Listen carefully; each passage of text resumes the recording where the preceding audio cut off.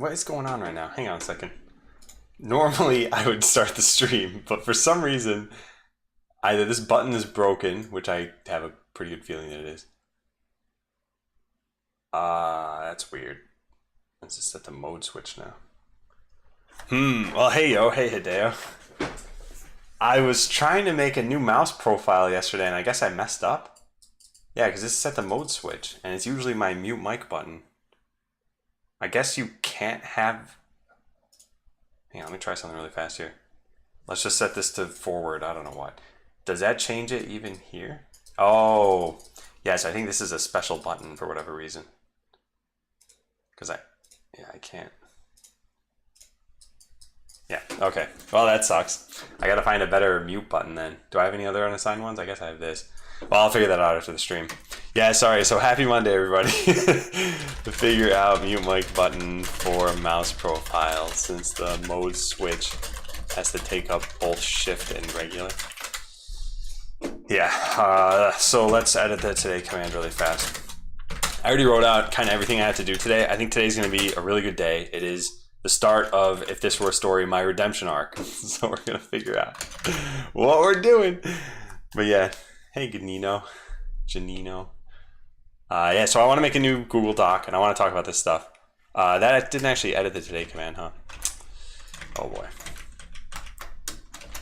Well, these are the little quirks about... It's still not working. There we go, now it worked. Hey, SLI.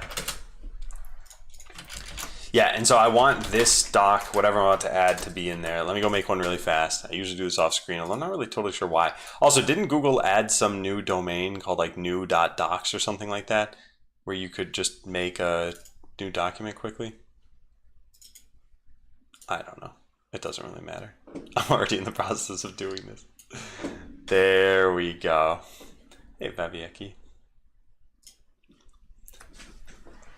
Okay. So this is all done. So we'll call this, what do we call this? Botland user retention. And now we'll share it. Doc.new, that's what it is. What browser do you use? I mean, I'm using Chrome, but that's just a website. So get shareable link. I want everyone to be able to view it. Copy. And then we go to bit.ly. We're getting there, everybody. We're getting there. Okay, create, paste long URL, Dunzo. Whoa, no, not Dunzo, where'd it go? Man. Hang on, I'm messing up everything today. Did I just get this? Okay, I hope this works. Does this link work? Can you guys see this? There's nothing actually in here. As long as I see an icon pop up here, it means it worked. Whoa, what in the world? Okay, it worked. Never seen that pop up before. Also, they changed the backgrounds of these, right? Well, what's going on here? It's like there's two animals in each one. Yeah, they do have two. Huh. Anyway, so yeah, I want to include this in the today command, and then I want to include it even here too. So edit today. He's got this doc that he's writing too about pivoting to focus on user retention. There we go. And I think we should put in the protocol here. Okay, today command updated. So now write the doc. I want to say what this is all about. User retention pivot. So I've had Botland online in one form or another for a very long time, probably close to 3 years. However, the current form of it has officially been online. Well, I should say of the beta, has officially been online since November 2017. In that time, we've gotten thousands of user accounts and continue to get new accounts roughly at a rate of 200 accounts per week. Despite all of that, the number of returning users in any given week is less than 50. Yeah. Hey, Coach Dench. Hey, Schwartz. I looked up your name pronunciation. Then I practiced it a lot. And then I heard there's a StarCraft commentator, StarCraft 2, and there's a technology in StarCraft 2 called Warpgate, and he says Warpgate, and I never noticed that until now. Answer your question regarding Metabase. I check all cases I've seen it used. It's always Docker volume. Yeah, so I guess part of that is I can do the Docker volume thing, although apparently not with Fargate. So I'd have to use an EC2 instance, which is totally fine. I don't mind. This doesn't need to be online all the time. So, but then I wonder how big are those volumes, and should I just commit it to Git? Because I can do all that stuff. How big are the volumes? And then what was the other thing I wanted to write? Something else. Oh yeah, I probably can't use Fargate for this, but that should be fine. Never seen Git though. Well, I mean, how would you save the volume once you're done? Because like my use case is something like this. I want stats. I run a program, like I run a Terraform thing or CI thing or something that puts an EC2 instance with Docker online. I copy the old volume over to it. I do stuff. I want to tear down the machine, so I copy the modified volume out of it. So it's this and this. Whoops. It's these two that I was wondering what's the best way of setting this up. New route criterion, and which program language you suggest that you do it. I don't know what route criterion is, or route criterion, but let me see. So just first of all, you can do this in any programming language. There are probably going to be some that are better suited for it, like the very math focused ones, like MATLAB, for example. But I would say try it in pretty much anything and see if you run into any problems. What's the attrition over the following week? If you're adding 50 users each week, that's decent growth. But if 50 are suffering the same 75% attrition. Yeah, so that's one of the things we can look at. And this is, I have not finished writing this document yet, but yeah, I need to be able to track these stats, and then I need to be able to act on the stats, of course. S3 or whatever you want? Oh, I didn't think of that. Oh yeah. I could just store the volumes in S3. That's actually a really good idea. All right, thanks today. I like playing with scissors.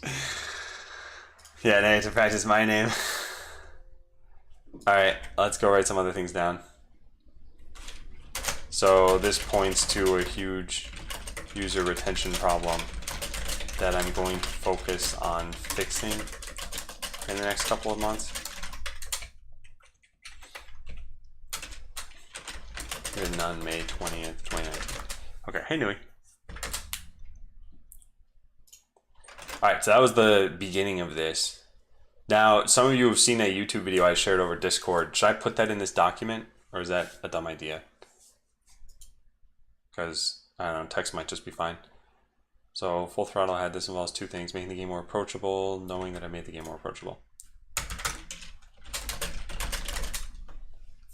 All but MATLAB he does not? Yeah, then I would just pick anything. It sounds like there's a very easy way to do this in MATLAB, and they don't want you using that, which makes sense. It's like if you were to write an algorithm to sort something, your teacher probably doesn't want you using just like array.sort, because the point is to write that. So yeah, MATLAB might support that out of the box, and that's fine. So yeah, I would just pick something and see what issues you might run into. Okay, so in order to know that user retention is improving, I first need to set up some kind of statistical framework. Hey, Sea-Dog, you say no to the video? Okay. I don't think I'm going to include it then. Because, yeah, I wanted to keep you guys in the loop, and I think I did. And I don't think making that video completely public is okay. But making it public through a document that someone comes and reads about, I think might be better. But, yeah, if you guys vote for no, I vote for no too. So in order to know that user retention is improving, we need some kind of statistical framework. This may be as simple as Metabase.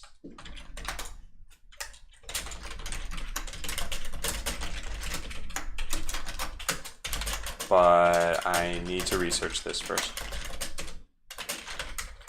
Then we need to, once we have statistics, we can figure out if any of the features or changes that I make are effective.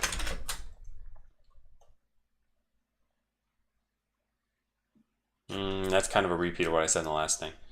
So once we have statistics, we can actually make those features, add features and make improvements, since we'll know if they were effective. Yeah, I think it's pretty good.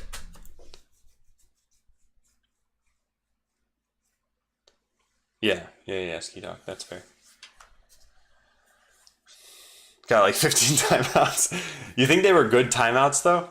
Because it looks like you had it set to a day, which I think is pretty reasonable. But I don't know if a lot of people tried saying something in their first line was like a troll message and that ended up banning them rightfully, you know?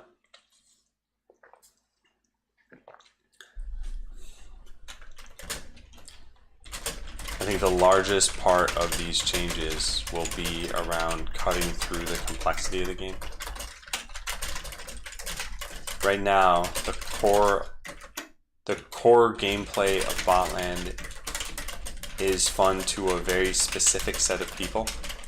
And while it's possible that we could just target that audience forever, the goal was to make the game approachable even to non-coders.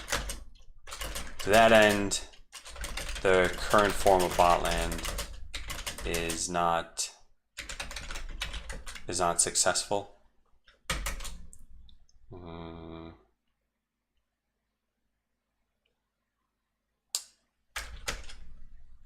I have a bunch of ideas around what can be done, which pretty much comes from here. Pre-made things. I just want to write down a couple of these because it's not like this doc is going to be, I'm going to keep everything here. Hey, Sneaks. So yeah, pre-made stuff. What else? Maybe daily challenges, a non-scripting mode. And hey, Ayush. Profile pages. Login bonus, prototype something super fast. Oh yeah, single player experience. Okay, so things like this. Including, yeah, so pre-made blueprints, hardware plus script, daily challenges, a non-scripting mode. Did you just know? Oh yeah. Hey, maybe. And we have 2 dogs in chat. Dedicated troll spamming Game of Thrones spoilers. We don't know if some of the times were justified. Yeah.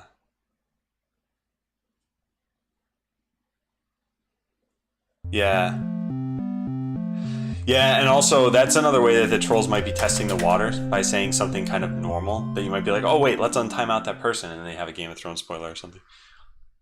Hey, Cicerian, I know you don't, and New, welcome back. And you have a question about Java FX? Can I ask? Yeah, sure. Ayush, just take a look at coding question.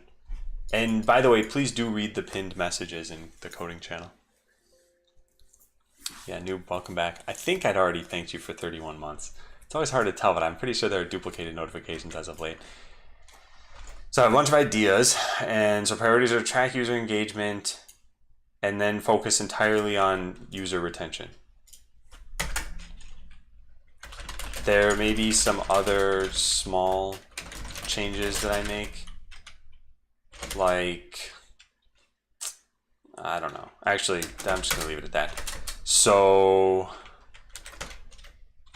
I don't know what's going to be worth investing time into yet. So I'll probably do most of this work at a prototype level and then ask for people to try it out. If it turns out to be good, then we'll fully incorporate it into the game. They don't seem to fix it.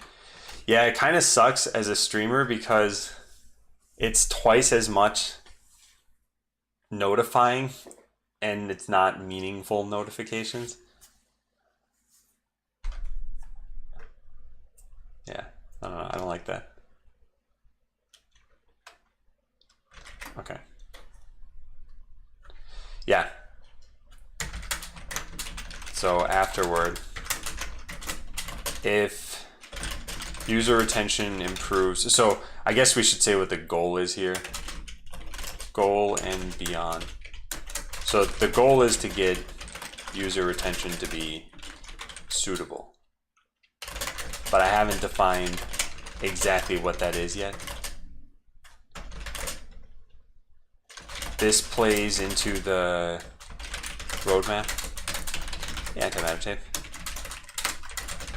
Actually, no, linking to this is fine. This plays into the roadmaps 2019 section, where I mentioned that Botland does eventually have to be profitable.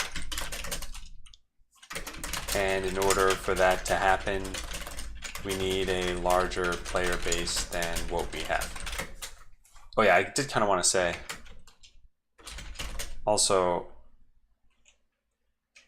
I think that by increasing the player base, certain aspects of the game will naturally get better on their own.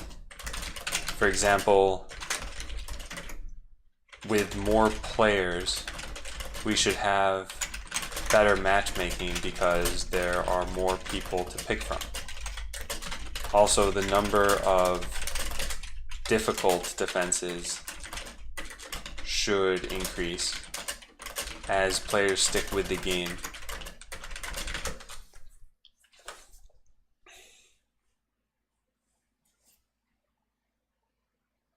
Okay, well, I can share twice, once before buying and once after. Yeah, I think so. I got rid of Twitch Prime. I got rid of Amazon Prime, and after I'd gotten rid of it, I was able to share a Twitch Prime resub, which I thought was very strange. And Julie, I learned how to pronounce Schwartz, so thank you. Wow, that is a big cooler antimatter too. Hey Romania, it's going well. The today command for today has, where am I typing? Has this document that I'm writing in. I should probably put like a TLDR at the top. Maybe I'll still do that. Yeah. Okay. Number of difficult defenses should increase as players stick with the game and learn what they're doing. Plays in another section where I mentioned this. Anyway, when that fuzzy goal is met, I will switch more heavily into marketing. During this entire time, I think I still want to stick to a 4-hour stream schedule each day.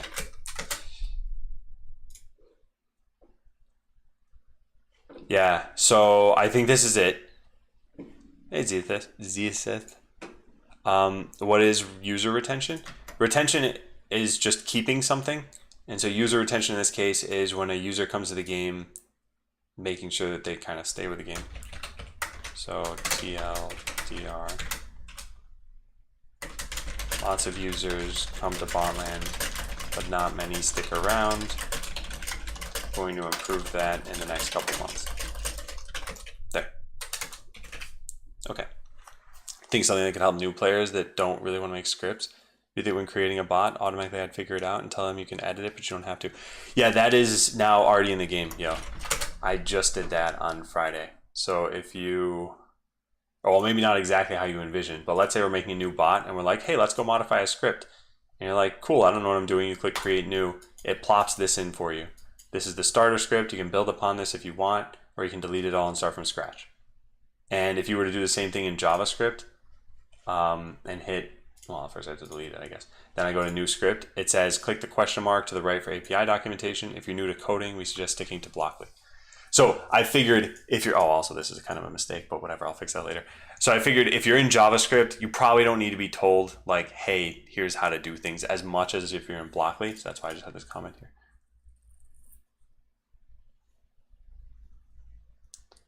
So basically no more context switch for the afternoon, or you still want to have 4 hours of a different activity? So the context switch will essentially go away. So it's going to be 4 hours of stream and then 4 hours of the same sort of work that I would have done on stream. So for example, today, I'm assuming we'll get to the point where I want to actually deploy Metabase. I'll probably do that actual deploy afterward. But I want to test this out. I want to see how this works. I have a feeling this will be good, but maybe it won't be. Maybe I'll try to switch back. I don't know. I'll take a look. But yeah, I don't think it's good to keep changing the stream schedule so frequently. So I want to try that. A nice set of antimatter tape. Hey, Smash. All right, so I think this document is good. Is there anything you guys think might be missing? Any questions you might have had that any of the document didn't answer? Well, anyway, I guess it's there and I can always modify it. So now put that doc in the roadmap. So where's the bit.ly link? Actually, I don't really care about the bit.ly link, do I? I kind of do. Okay, let's do that. So we'll put this into here, roadmap, and we'll change this to this. Let's change it again to this. There. Okay, cool. Now clean to-do list. Let's go use Sublime for that. I should probably just download a new version of Sublime instead of saying no to that all the time. So we have 6845 lines in the to-do list. The thing about this is that I already did some work toward cleaning this up the other day. Setup was for noobs. Oh, whoops. They both have pink names.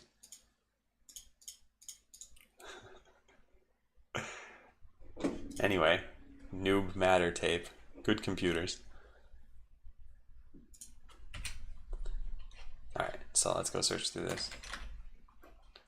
So finished monetization stuff is actually a whole lot of this. I want to lump this into, yeah. Yeah, I'll put this here. Server side work. It's all of this. All right, and then these things too. Yeah. Yeah, I never got done with the rest of the Google stuff that I wanted to do. But I feel like all that can wait. Whoa, what is... Oh, nice. This is actually everything, I guess. Nice.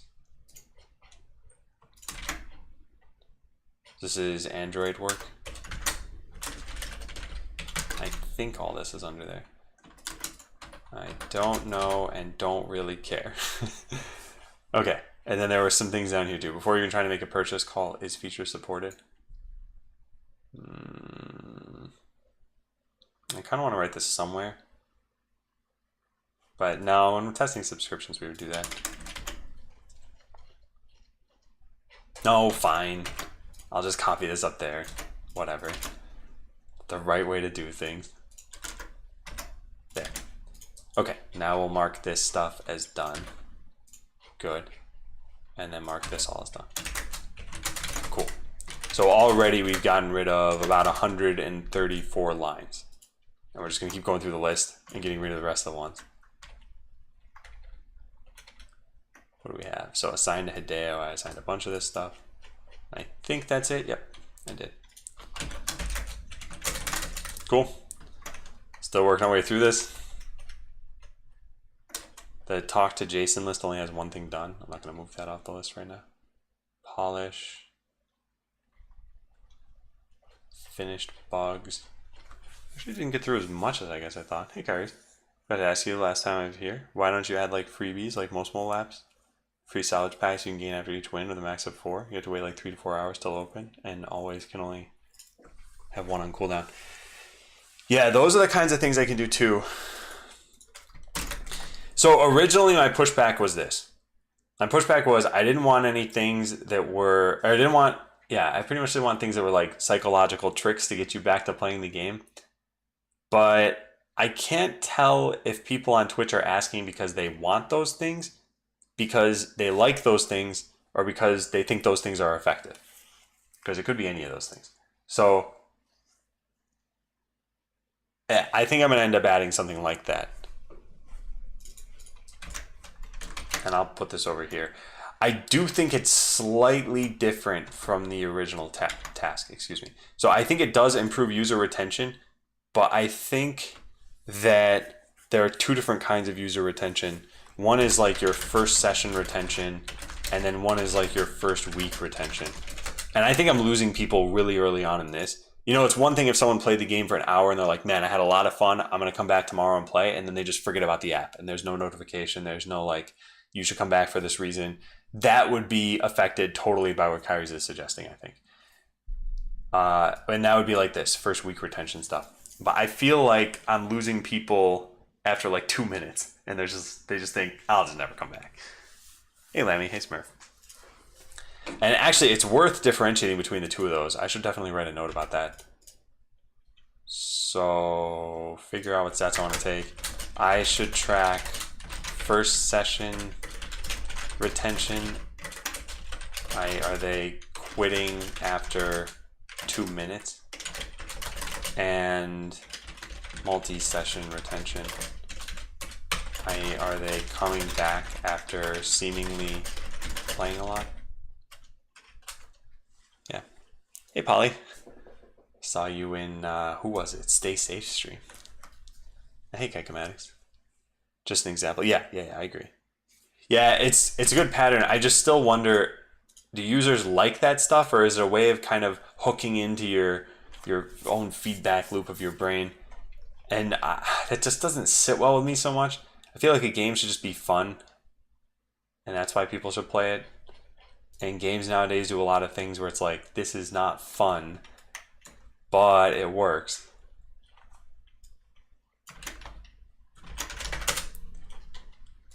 All right, we're gonna fix all these things up. Oh, finish to do. Okay, so there was one more section that I didn't get through. And what is this?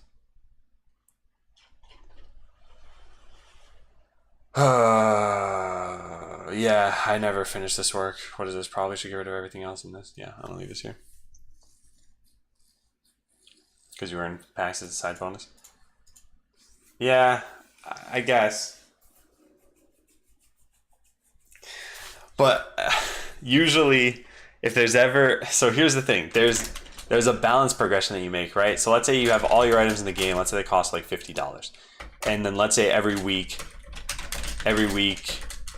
you earn, let's say like 40 to 80 or something like that. So it's like, oh, every week people are usually getting an item. Now, let's say you make it so that, hey, we'll grant you half of an item every time you log in. Well, now they're going to probably cut this down in order to make up for you getting free items.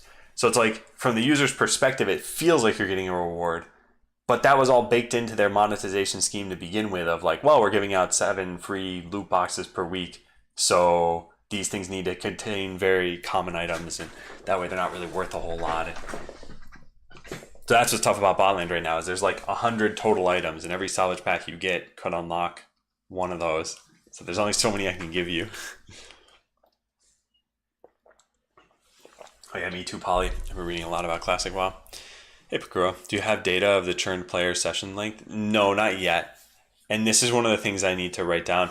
But I don't actually have a very easy way of doing this. And I need to look into the Google Analytics stuff again. So look into Google Analytics. This will give me session data for free. Because right now, I don't have a way of knowing that you're still online. I need to track every single time you ping an API that you just did. And so what I've been doing instead is things like, when did you play games, pretty much. Hey, Dagger Fury. Do users have to be notified about the fact that you're collecting user behavior related data? Not if it's all within my service, and questionably if it's outside of my service. So Google Analytics has certain features that they offer, like demographics data, which tries to tie your user data to some other thing about them. And that you do need their permission for.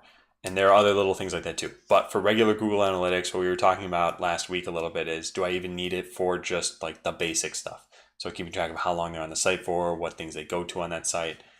And I, at the very least, need to tell users about it for sure. And I'm okay with doing that. But do I need their consent before doing it? And that's what's questionable. And I need to look into that stuff. Implement ads as a watch one ad, get extra reward. So that's the kind of thing, Kincomatics, that can't be done until you've got a very large volume of impressions. I talked to an ad provider actually like 2-3 years ago about this. And I was like, so could I just, implement this? And they explained to me how it works. And they're like, look, if you're getting at least, they said, I'm pretty sure the number was 1 million. They said if you're getting like 1 million impressions or would be getting 1 million impressions, then this will work out to actually help you. But if anything less than that, you're pretty much just paying money for nothing. It worked. It was something along those lines. Now, with that said, I don't want to ever implement that. I'd like to keep ads completely out of the game if I can, but who knows? If you finish a task each day, then you might get something like a basic script or some stuff. I think getting a script is not very exciting because a script is literally just text. So you could get all that stuff by just looking at like game facts or something. But yeah, getting some item that you couldn't otherwise get, that could be interesting. The point is that you get those freebies by playing the game, you must win. Also can only hold a certain amount of freebies.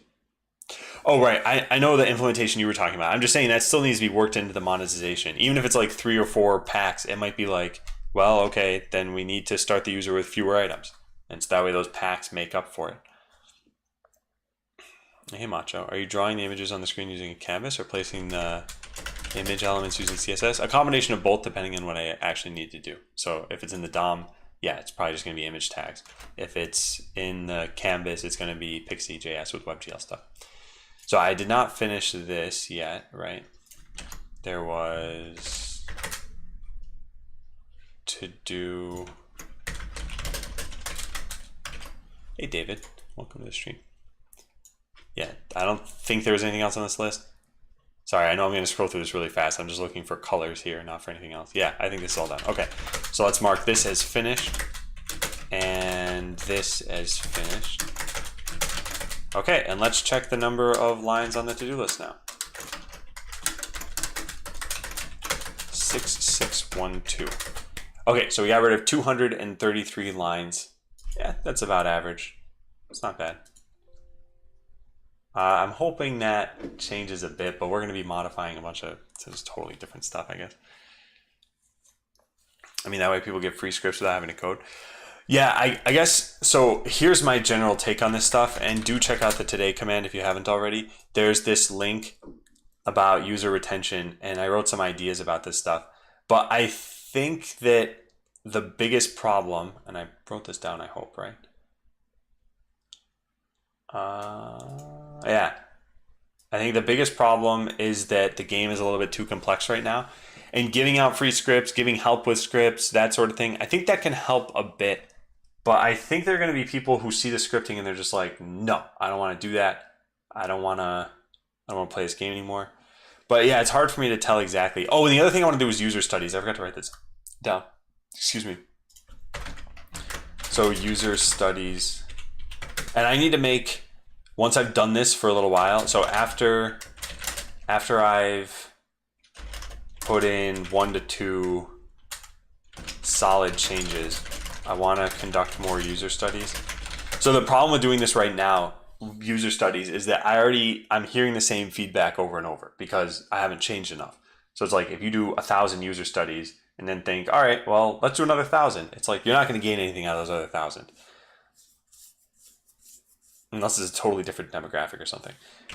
So for me, I don't have the bandwidth to do 1,000. I also don't have the reach to do 1,000. So what I mostly look to do is something somewhere between like, I don't know, 2 and 5. They take a long time. That's why. So someone has to make a video. The video will usually be like 30 minutes. Even if I watch it on 1.5x speed and take notes and then consolidate all those notes, it turns back into 30 minutes or 45 minutes. So anyway, that's just a quick explanation about that. So after I put in 1 or 2 solid changes, I want to conduct more user studies. then I want to get into a sort of loop where I continually make changes and conduct more studies. So if you know anyone who has never played Botland or seen the stream, they'd be a good candidate for such a study. I typically ask candidates to record themselves playing the game just like how they would if they weren't being recorded. If they found the game naturally. Albeit with a little more thinking out loud. It's the only change I want to make to people. Hey, trust me. Hey, Cucumber Owl. Yeah, and Cucumber Owl, I saw your stream the other day. I had it open, but Ski Dog was telling me a bunch of feedback, and I wanted to hear it, so I couldn't listen to both streams at once. So I just want to bump your view count by 1. Hey, Live Overflow. I may be thinking too much utilitarian, but I think a programming tutorial tied to the game could be great for retention. Basic AI enemies and teaching algorithms to defeat the AI. Could be designed to take 2 hours for each tutorial step. Yeah, I think if I focused more on targeting education, that I think the game would have to go in that direction. So I think it had to focus more on lessons for programming. There need to be more tools, so debugging, previewing entities, like documentation, auto-suggest, and the linter. I feel like these are the kinds of things that would have to exist for that too. And so in the end, it would target a certain audience, and that audience could be viable. But I don't want to go that route yet. And I don't know if I could even compete in that space viably with all the players who are in that space. And Goon, welcome back. Thanks for the resub for 4 months. Hey, Thomas. What's going on? Yeah, check out the today command. Do you use any push notifications, like you didn't log in for X times, or daily tasks are available? Every game I own does it, so even if 20% of users get by. So those you have to opt into. And there's nothing that just says you haven't played in a while. So if you go to settings on mobile, you'll see another tab that says notifications. And that notifications tab has certain things you can opt into. One of them is, I think, very helpful for users. It's your defense rollup. It tells you about how many games you won or how much money you earned. And that sort of functions as a like, hey, remember this game? Hey, Raimu. And hey, Broken Crown. Yeah, so anyway, Live Overflow, I watched your video about I think it was like 20 minutes of, hey, here's some changes that are going to be happening to the stream. Or the stream. I just say stream because every video creator is a Twitch streamer in my opinion. Anyway, I like it. It's nice to keep people informed like that. All right, so clean to-do list, we did this. Edit today. Yeah, I'll go modify this again. So Monday, Adam is focusing on user retention for the next 6 weeks, I'll say. I'll include this here. Today will largely be statistically focused. What is worth tracking? How do we track it? And then we'll actually implement the tracking. Okay. Wish you could send this message with the actual resub. Interesting thing happened last week. The my sub ended. I was able to use your remote. No one else could see them. I think that was just a Twitch client-side caching bug because they definitely didn't show up for anybody else. So you can add more stuff like X attacked you in 1, get your revenge now, or stuff like that. Not only stats and news, call to action notifications. Yeah, but the call to action notifications, I think I still need to have them opt into. I don't remember what is making me think that I have to, though. Yeah, I don't remember. But yeah, call to action notifications are another thing. I guess, you know what, we should probably just make a user retention note right now. Yeah, let's do that. I don't have one already, do I? No. So user retention. So let's just put everything in here, over here. Okay, so notes from right before starting this task.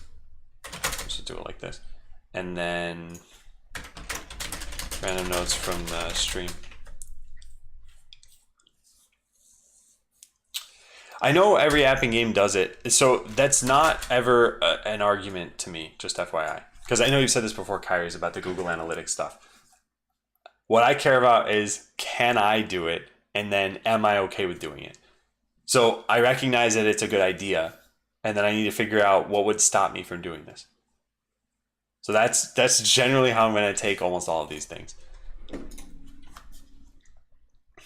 If editor had other language support, like Python, it could attract more users. Yeah, I don't think that's really feasible for me.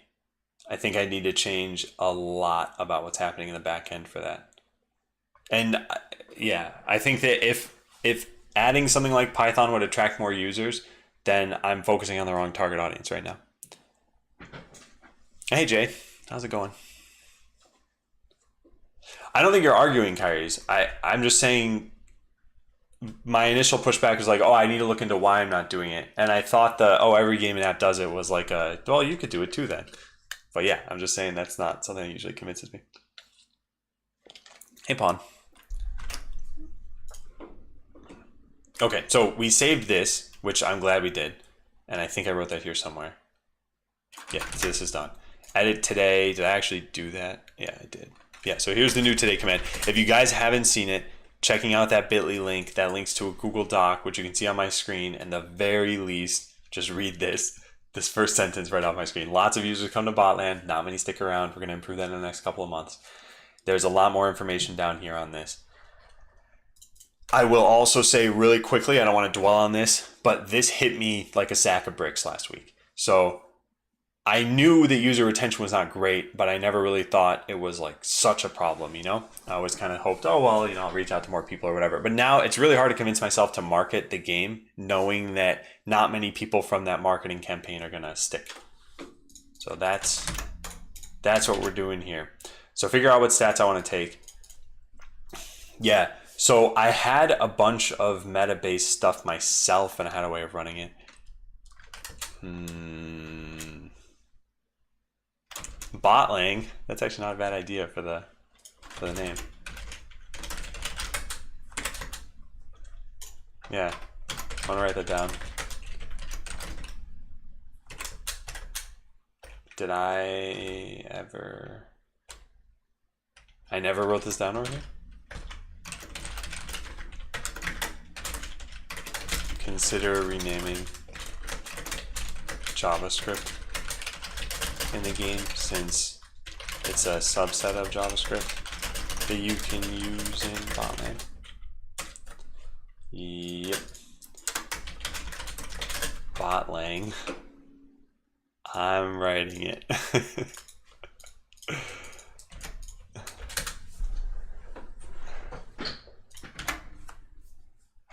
Seems like your target audience is someone that knows how to program. So, okay, there's something that you could mean by target audience, right? So target audience to me is what I want the audience to be. And then there's the actual demographics that like the game, which ends up being the audience that plays the game, right? So my target audience is not people who know how to program right now. Now, that could be a totally viable route for Botland. I just don't plan on targeting that audience. So it'd be like if you made Fortnite and you're like, we're going to target 80-year-old women, like that could be your target audience, but it's obviously a terrible demographic for playing Fortnite. So I might have a terrible demographic picked out as my target audience, but I don't want this game to be targeted at programmers necessarily. Hey, Jacques. I think you may have to take your attention with a grain of salt. Most people will probably pop over to the stream to see context of what you're working on, not because they want to play a video game in a second. While that's true, even the ad campaigns that I did, so for example, I spent, I think, $160 on Facebook, and I should look into this, but I don't think any of those users probably stuck around. And those people would be completely unbiased, and I can run more. I know $160 is not a lot, but here's my general take. Let's say I were making a game like Dead Cells. Dead Cells has... Let me do this on off screen just so I don't come up with anything like... Okay, good. Yeah. So Dead Cells, I think at a glance looks cool and it is fun to play. And after playing it for like a couple minutes, you'd be like, I get it. I get what the game loop is. You might not have fun. Might not be your style of game, but I think you'd be like, all right, I want to experience this more. I think with Botland, even people just popping into the stream, like I said, if I were making a different game, they'd be like, oh, this looks really cool. Like, I definitely want to try this out again later. And they might share it with their friends. Then it might just kind of catch hold from that. I don't see that sort of thing happening. So I do think it's worth taking it with a grain of salt that I'm on stream and that not everyone coming here is here to play a game or they don't have time. But if I were making a cool enough game, I feel like none of that would have mattered. Is there documentation that shows how to loop through bots that are returned with find allied bots? No, not yet, Cucumber Owl. Yeah, you'd have to go through what Playing with Scissors linked. Eventually, that sort of thing might be in the game, but yeah, a lot of documentation is missing right now.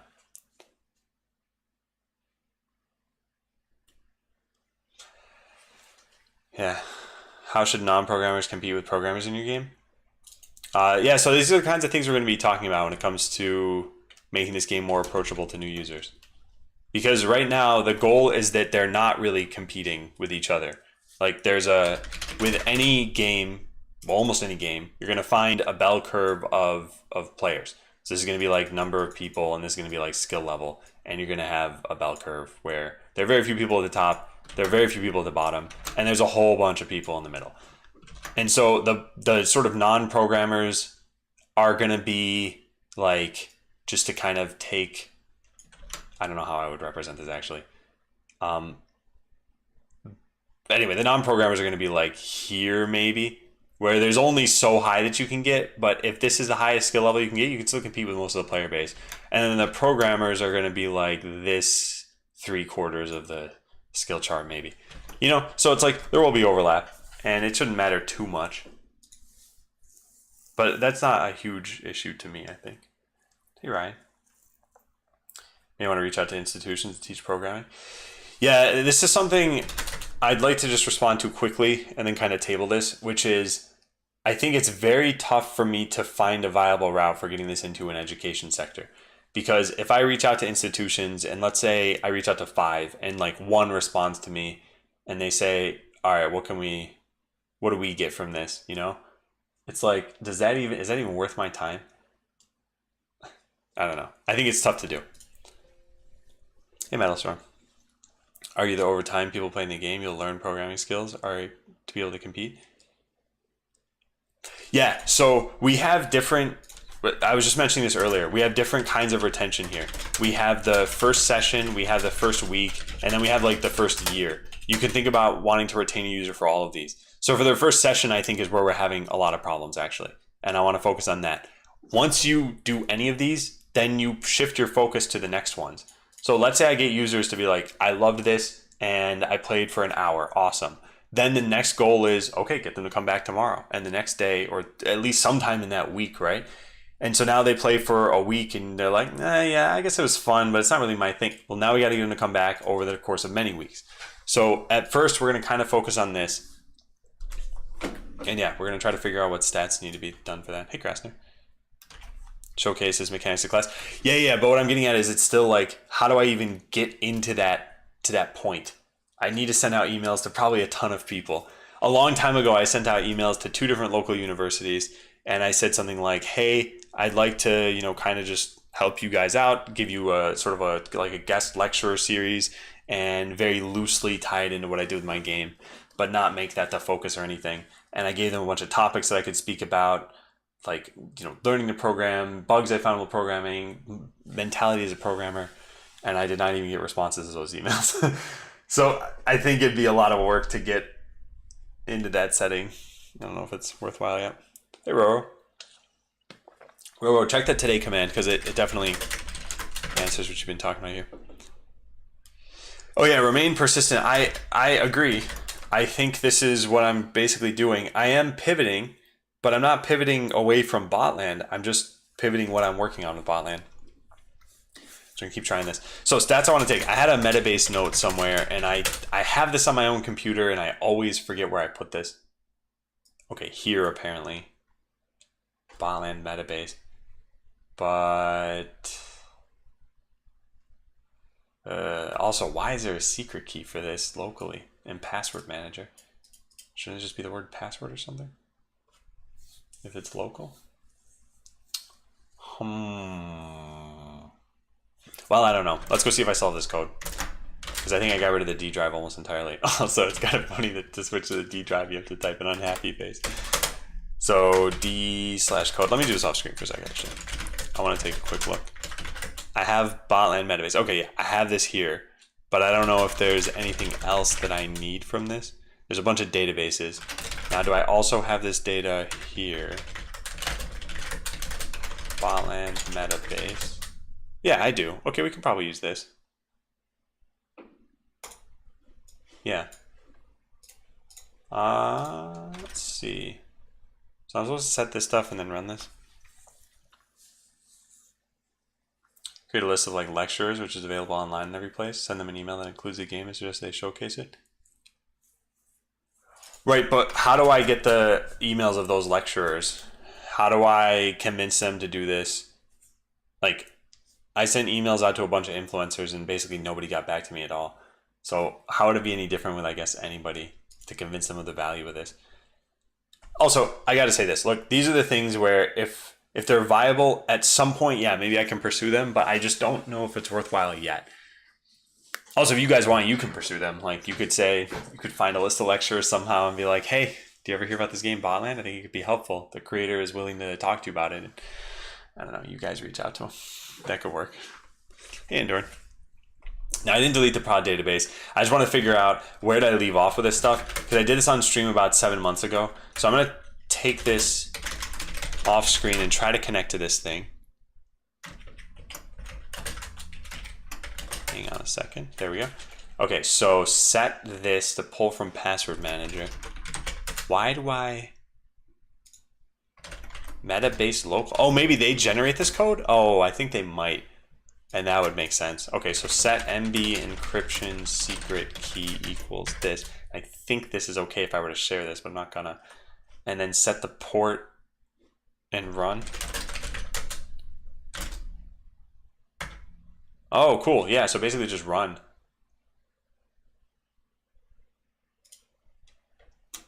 Yeah, so I'll put this here.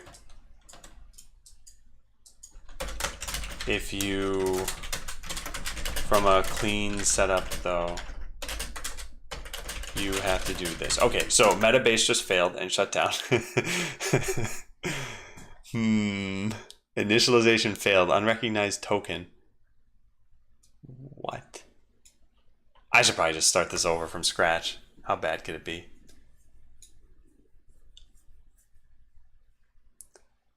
Online directories of professors at universities. Oh, and sorry, Endorn. Entire school of acts, even taking the stance of seeking advice from their students. You don't necessarily have to be teaching. Yeah, I think I should look at those at some point. I still don't know about doing that, but let me write that down for the marketing thing. I'll say add to marketing doc. Try to target users to do robotics competition. It's funny that you say that. Because yeah, last month, First actually invited me to Houston and to Detroit, and I was there on their stage and I did like a ton of content. Actually, if you go to, I just made this other video public. If you go to my YouTube channel, which is here, you'll find the newest video uploaded was 7.5 hours of me on their stage doing stuff, wearing a Botland shirt the whole time. I've burned every other shirt that I own. This is it, guys. This is what you're going to see me wearing the rest of my life. Okay, so I think we start... It wasn't 7 hours in a row. That was over 2 days. But by the way, 7 hours in that setting is not simple. I'll say that.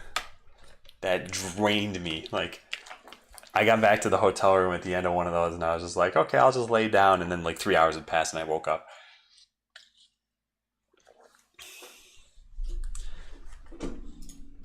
All right, so I guess what we'll do is actually, yeah, what am I doing when it came to Metabase? I guess I wanted to see if the queries already existed, but I don't think that matters too much. So stats I want to take, what are the most important ones? So I guess we'll focus on that, like first session retention, weekly retention. Let's do those sorts of things at first. So they're the typical ones. So how many user accounts were created and their breakdowns. So break it down to guest, full account, and converted guest. And we have queries for doing that already. So basically everything that's in this dashboard, I think is pretty helpful. Yeah, so let's just copy and paste this. So full accounts, unconverted guests. Yes, okay, number of logins. How many people logged in? And I guess also break it down to guest, full, converted. So I guess we'll just write some terms here. Converted means accounts that started as a guest but converted to a full account. We might want to track things like referrals. I also might have had something on this list at some point. It says metrics.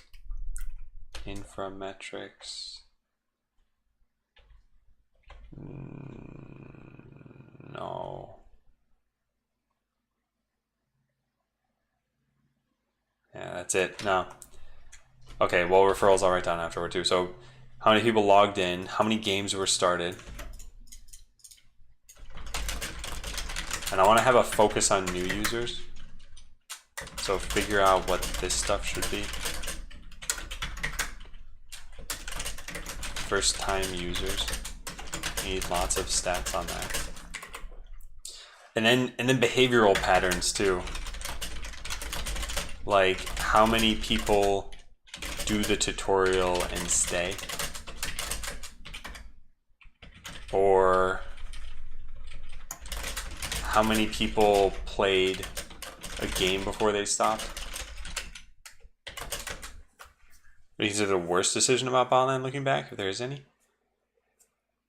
I think if I could use a game engine, I would probably have used a game engine. I think it would have simplified a lot.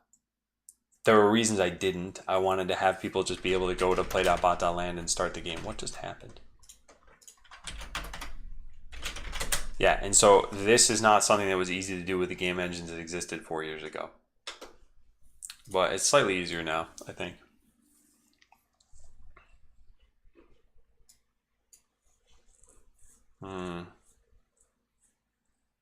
So yeah, how many games were started? I wonder if I want all these things broken down. Like how many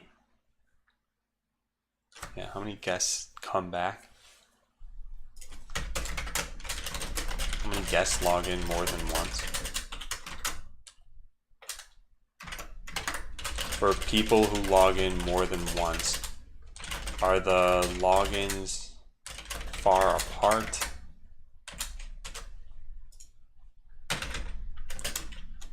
I don't know what I want to say for this. Hey, potato wedges. Welcome back. I think the tutorial is important. The game can feel complex, so if you skip it as a first player, I think you're immediately lost. I wonder if making it skippable harder could help. I think rebranding the tutorial is probably a really good idea. To just making it be like, hey, here's a single player mode. Hey, hip hop. Because I think that people almost feel like their intelligence is insulted when they see that word tutorial, and they think I'm above that, even though they're not above that. And then they don't know what they're doing, and then they're like, well, it's the game's fault. And that's totally valid, right? That's probably a lot of people out there who stop playing. And so if I'm like, hey, here's a single player experience and you need to unlock multiplayer mode or something, people will be like, oh, that's a challenge. I like challenges. Hey, architect. Same device or browser, etc. metrics. That I don't care about so much. Because I don't know what I would do if I found out that people who switch devices, for example, are leaving the game. Yeah, that would be kind of strange, I think. But Google Analytics should hopefully give me that. I'm not sure. I might not track the same player like that. So people logged in more than once. How far apart are the logins? Yeah, how many games did they... Or I guess like what was special about their first login that made them come back? Is there anything in common? So for example, completing the tutorial, starting games, winning games, etc. Switch devices was broken on one of them. Yeah, but that's the kind of thing where I guess we need device specific information. But even if they don't log in on two different devices, if we notice that, hey, everyone on iPhone is like stopping after a long time, that's probably enough to be able to know that there's a problem there. Devices. E.g. if there's a problem on one device that stops users from going further. I don't think we, yeah. Yeah, Coach, and I do think it's tough. Yeah, still grinding hip hop. Yes, and for anyone who hasn't seen it, check out the today command. Hey, Derek. When the user logs in the first time, the game has to flash red alarm. Huge message, so help us. We got attacked. Configure our bots. Then kick off the tutorial. Yeah, so there's no. This is one of the things that people were saying is there's no narrative to the game, and I think adding in a narrative at this point is tough without affecting the whole process. So, for example, having new graphics, having new UX, having, I don't know, working that into where the tutorial is now.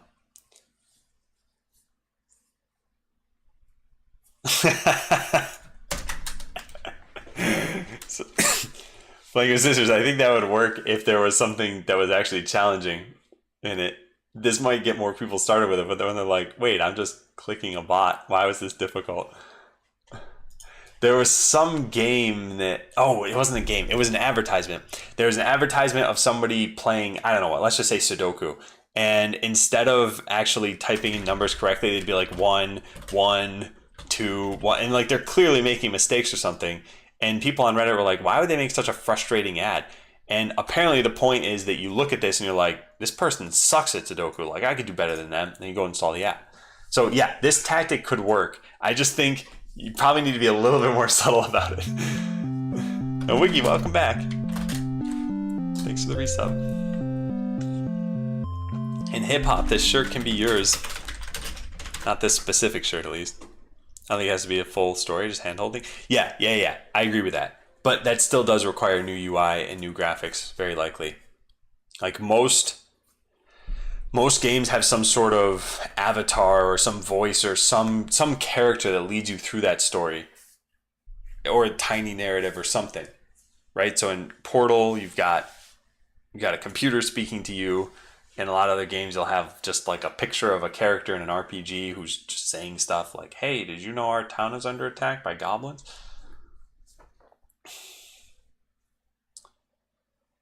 You can provide a free pack to anyone who finishes the tutorial. Yeah, I'll write that down too. So user attention. Yeah. Well, this had been suggested before. One of the things I needed to do is tell people that this was the case. So there are games like Hearthstone where they have enough of an install base where, let's say, so there are some hidden quests, like, or at least there used to be, like get all the Murloc cards and you'd get gold when that happened. So if that spread, that might create a sort of like a quest for everybody then. But in this, I think if we didn't tell people, there aren't enough people playing it where they'd be like, did you know if you complete the tutorial, you get a pack? And other people would be like, no, I'll go do that. But by that point, they've already been lost as a player, I feel. Or they're already captured as a player, I should say. Yeah, I just put my face, and then I have a bad voiceover in all the different languages that it won't match what I'm actually saying. Then I have Live Overflow's voice coming out of my face. You should tell them first impression. Yeah. That's what I'm getting at, though, is that it's a UX change. I need to figure out, like, where do I tell them that? So that is a thing I can do. And in this case, it's probably as simple as, like, in the very first dialogue, say, hey, there's a tutorial. You'll get a pack if you complete it. But at that point, I feel like the pack is not very meaningful to new players. So they're not as enticed by it. But I don't know. I should try this sort of thing out. Hey, Clayman. I'm doing well. Like I said, for anyone new, do check out the today command. Hey, Granny Sith. Okay, so yeah, how many accounts were created? How many people logged in? How many games were started? How many phases were simulated? So I guess how many people don't finish a game?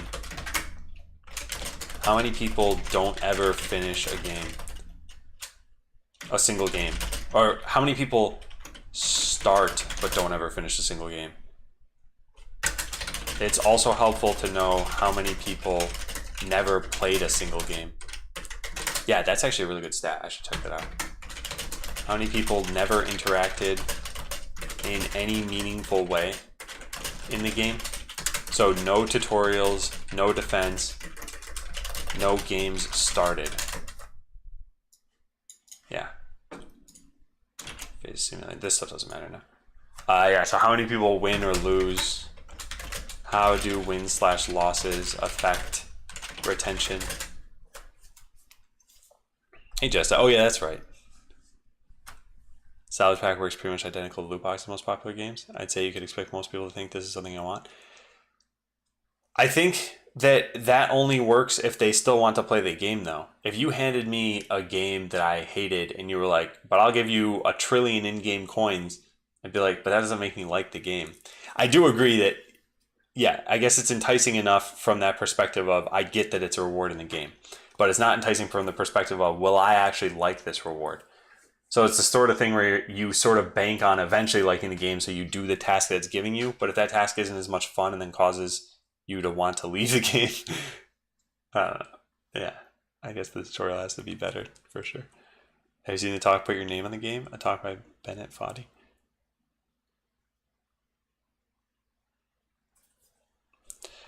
I haven't actually seen that talk, Live Overflow, no. And I wonder what the impact of that would be. There's so much. User retention and marketing is basically how anything anywhere gets a user base, because you need people to know about it, and then those people need to stick around. And so with something like Botland, a game by Adam, that fits into the marketing aspect. But then if they get to the game and they're like, oh, I don't like this anymore though. So I feel like that's a good marketing idea, but we're going to focus almost entirely on user retention for the next like 6 weeks or so. And why they didn't finish, if you can work that out. Number of tries, timeout, browser close. Yeah, I think that's definitely worth saying here. So after getting some of these stats, we may be curious about more. For example, if we find out that they started a game but didn't finish, maybe we'll have questions like, how long did the first phase take? Or how long, or did they create a script? Scripts and blueprints are probably important too.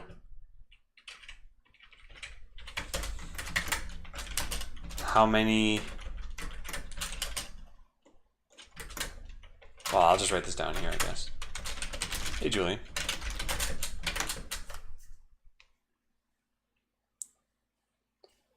Coming as a new person who signed out, I think it's safe to assume they don't dislike the game. It's probably safe enough to at least I agree.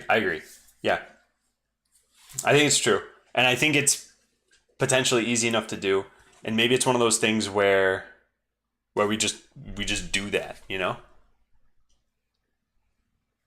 Yeah. It could be a low-hanging fruit thing to do. And we're going to need to prioritize. So let me see. File notes from here. I don't care about that. I guess it's if there's, so figure out which tasks I want to tackle. So there's going to be some easy stuff throughout this. We could, at the very least, add a note somewhere in the existing tutorial saying that we'll give you a salvage pack.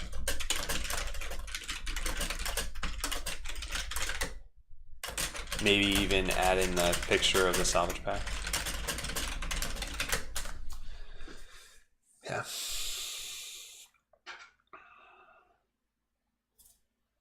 You could say your game is vegan.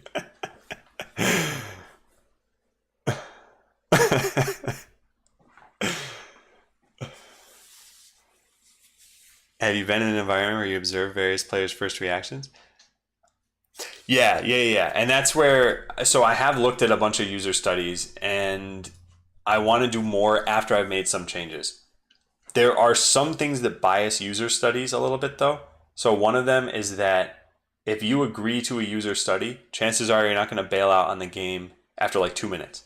So there are going to be some amount of players out there in the real world who are like, let me go download the game. And they download it and they open it up and they're like, I hate this. And they stop. I'm not even talking about botland. This just could happen for any game. And I've done this too. But if you're in a user study, you might be like, well, I hate this game, saying to the camera, but since I'm part of this study, let me continue and try to see.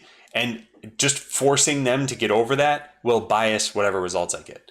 Because if they would have left after 2 minutes, then that's it. I would have lost them if they were in the real world. That's a user that I did not retain.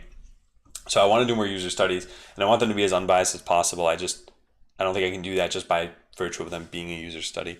So I can still figure out what their points of struggle are. And I have done enough of them now to know sort of what I can work on a bit. And that's where we've got this user retention note. So I think one of the things we're going to eventually try is like, hey, how do we add in a new game mode that doesn't involve scripting at all. And we're gonna plan this out. This will probably be something that we do maybe even later if we can get through the statistics stuff. So, hey Shua.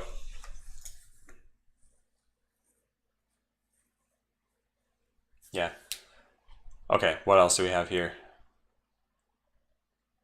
So device stuff, if there's a problem on the device. I think this is just something we'll have to track somehow. Like make sure to look at, maybe I should write this down in here. So statistics to look through.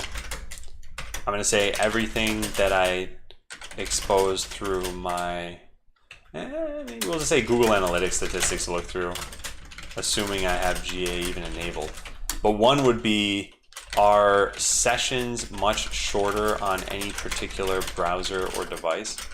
If so, it may indicate a bug on those devices or bad UI or something like that.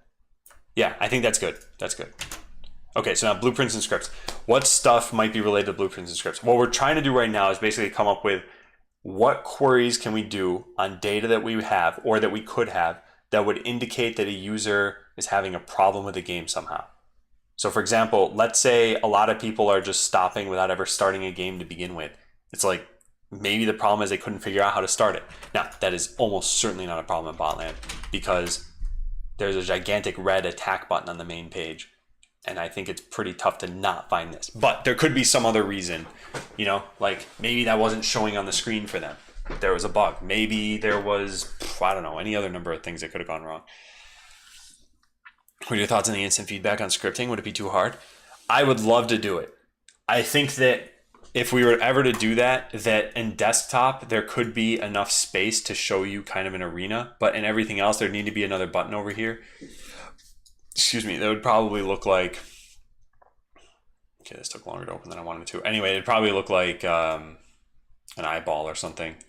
And you would, okay, I'm not even gonna do this. I thought it'd be faster. Maybe I am gonna do it. There, done. There'd be an eyeball on the button and you'd click it and you could enter like a preview mode or something. Hey, War Eagle. Yeah, maybe they hadn't completed the tutorial. Yeah, that's definitely something oh, did I not explicitly write that down? Accounts are created, how many logged in, how many games are started, how many people started and never finished the game. Yeah, so how many people stick around after doing the tutorial? How much of the tutorial do they do to have a significant impact to their retention rate? And how many users, how is retention correlated to the tutorial at all? I mean, how is win/loss rate affected by the tutorial? Do people who make defenses stick around for longer? How many times do they have to be attacked to want to stick around? Oh, and then how many people purchased items?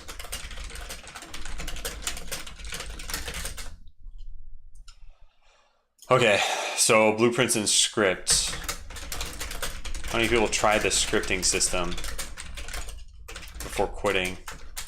I can't really know if they tried it. I can only know if they actually saved a script. Yeah. Yeah.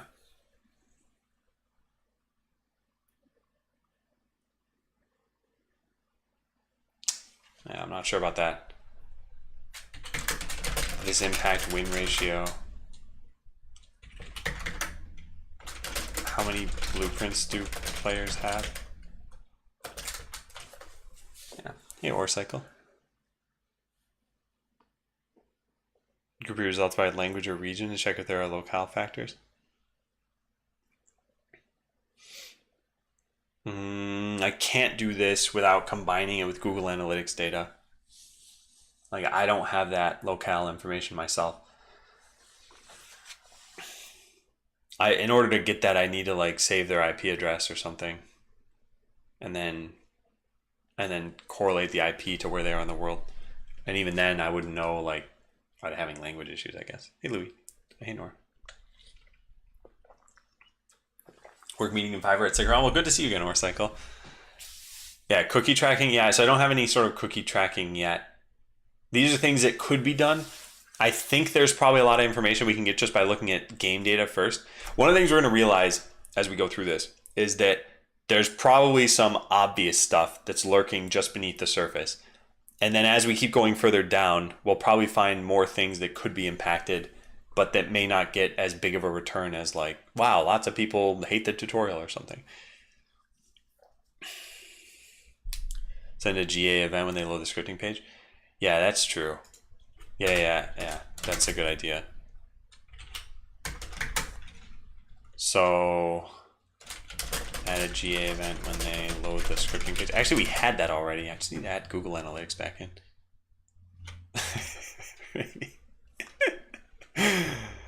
Oh, man. Would it be hard to add tracking to see if people at least entered scripting?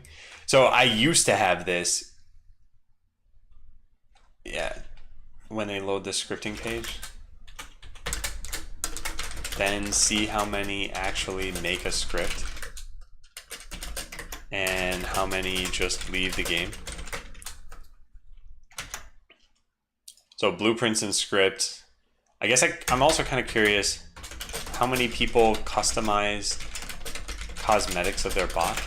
I wonder if guiding them toward that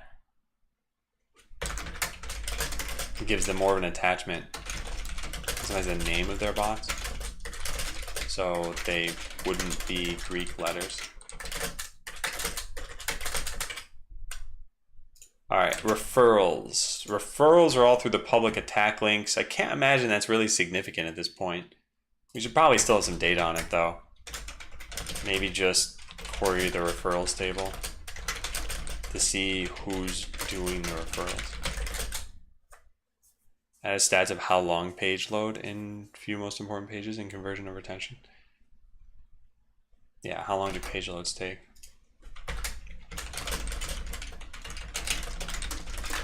There was a user who I found through Discord, the libgdx Discord, and they said something like the game won't get past the loading screen, or then they hit an error or something. And I asked them like, hey, what's your download speed?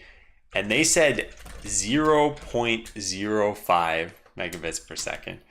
And I don't think I've heard of a download speed that slow since the 90s. And I don't know what to do about that kind of person because so someone else actually asked them like, can you play any games that are online? And they're like, well, it all depends. Some of them. Hey, Kalara. So I'm not really looking to optimize for users like this who they don't even have the game and they're on such a slow internet connection. Botland isn't even a real-time game, but you still got to download stuff. But anyway, that's got to be a minority of people because I never heard that complaint in the stream.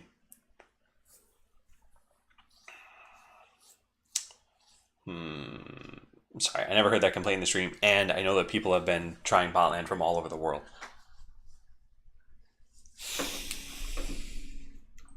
All right, anything else? So referrals I wrote down. First time users, need lots of stats on that. So your first time in the game, I guess you need to figure out like, what do you do before you stop? What is a first time user doing before they stop? Before they stop and never come back? Like, do new users have any impact whatsoever? Tutorial, defense, attack games started, completed, blueprints made, scripts made. What else can you do? I don't know, packs open. Does converting to a full account actually impact does converting to a full account impact your number of logins?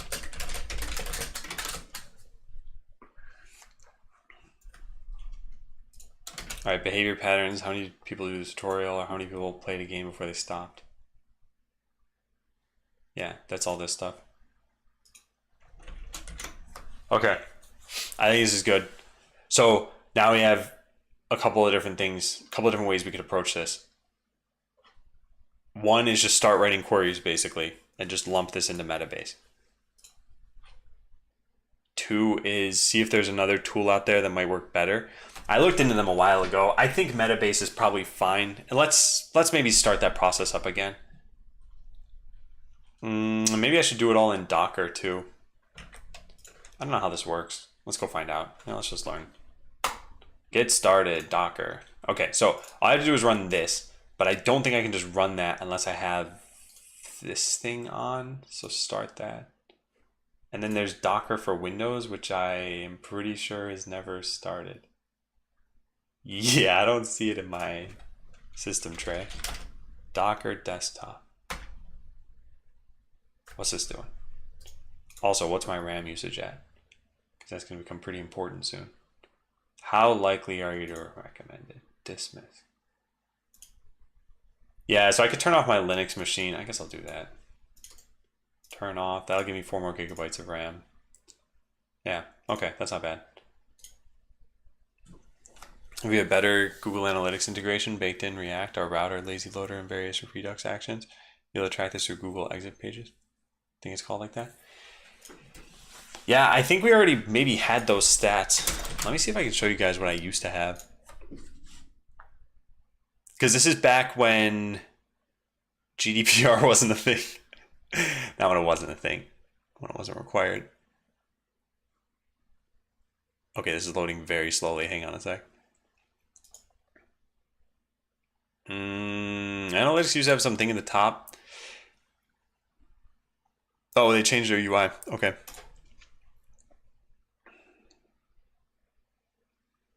And that's it. I guess I don't have stats going back that long. I don't know how long they keep Google Analytics data for. Let's just pick all of 2018 if we can.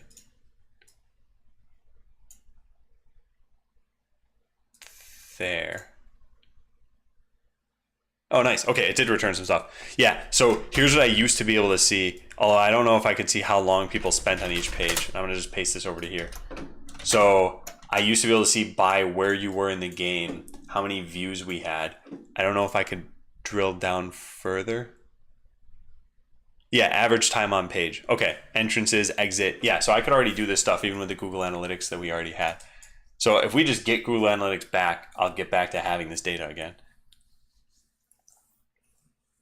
You won't know what they were doing exactly. Like /game tells you nothing basically. Oh, I see what you're saying. But the thing is, I could just have this. I could have this be correlated to certain events in Google Analytics. Yeah. Well, I think we should look into adding that again. But let's try this. So I don't even remember how to do this anymore. Is this running now? Whoa.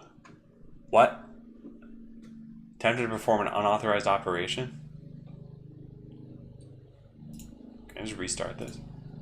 Oh, it broke.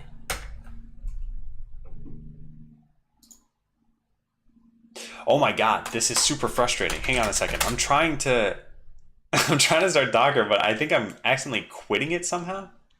No, I'm not accidentally quitting it. Can we just say reset to factory default? I don't know what this button does. I don't know if I want to click it. I'm going to press it. You're about to reset it. A factory reset destroys all Docker containers and images and restores the application to its original state. Do you want to continue? Not like I have anything important, so sure.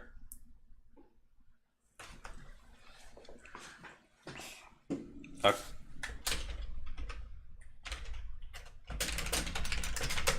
I don't know. What is it, baby? Oh, so close. Hey, Zoe, good. Is it gonna even start up? I don't even know what it's doing. I just assume that it's working, but I see no indication that it's doing anything. So maybe we start Docker Desktop again. What's a Moogle? It's one of those sort of cat-like creatures from Final Fantasy series. Not really cat-like, I guess it has wings. Is this doing something? Like, what is going on? I just see the scroll bar appearing and disappearing. Okay, I guess that means it was doing something. And yeah, now it's starting up. Okay, cool. Yeah. We're getting there. We're just trying to get Metabase running. That's the first thing. And then I want to code all these things into Metabase. So get Metabase running. Add a single query that does literally anything. And then make sure we can export that query or the set of queries somehow. There better be a way. Oh God, my mouse. This thing. All right, so where's this stand? Is it starting up? Is it started? I don't know, probably. We're just gonna try this. Hey, Rocks. Okay, so we're gonna paste this into here. Error, conflict. The container in Metabase is already in use. How is that possible? Didn't I just do a factory reset? What?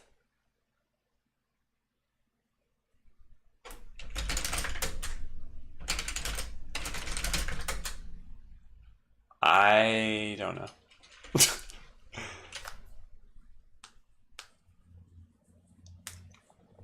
So you know what should we use to provide the info? Yeah, I think that would be right after here. So now read Metabase docs to figure out what kind of queries would be best for this. Lots of the time, I want breakdowns based on account type or date. Ads. Nice, hi master. The name is used with the container stop, but I just ran through the factory reset. Like nothing should exist here. Docker ps-a. 3 months ago, that's impossible. What did it just said factory reset will remove everything, didn't it? Nothing could have been created 3 months ago then. Unless it didn't do it. That's weird. Docker container. I forgot the commands for this stuff. Kill. Yeah, it's some Docker container command. Docker container stop. 961. Docker RMI. I think I would have written this stuff down somewhere, huh? Common commands. Oh, isn't? I think just RM works, right? What does the I do for this? It's already saw an exit. There we go. Okay, so now if I do a Docker run command, driver failed programming external connectivity on endpoint Metabase. Port already allocated. Okay, that's more reasonable because that's actually what's going on here. So I need to pick a port that's not being used by Botland right now. It doesn't really matter. So I don't know. Can I just say, what is 3000 the host port? I forget how this works. The P is to expose ports from the host. So 8080 would go to 80. Yeah, so I want the :3000 to be there, but I want this one to be something like 7678. Just pick a number, I don't know. Conflict, Metabase is already used. Hates me. I should probably write that in my Docker common commands, huh? Yeah, list all containers. The Docker RM2A0. Yeah, now we'll try this one more time. 0420. All right, we're gonna put this in here. So get it running, we had to do that. Now we should be able to connect to it somehow. So localhost 7678. It's not localhost though. Although it should be localhost. How do I connect to this?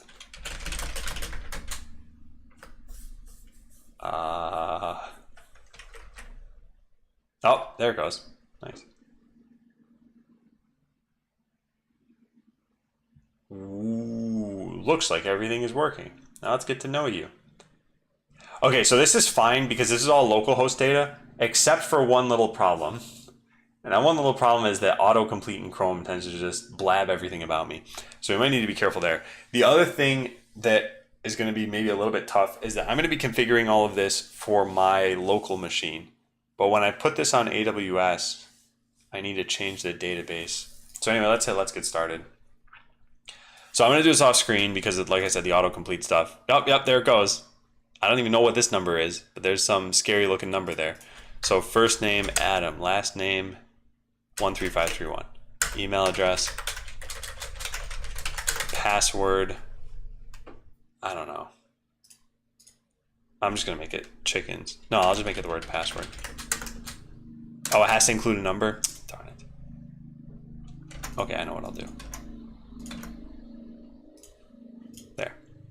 Okay, your company or team name, Botland. Next. Okay, add your data. You'll need some info about your database, like the username and password. If you don't have that right now, Metabase comes with a sample data set.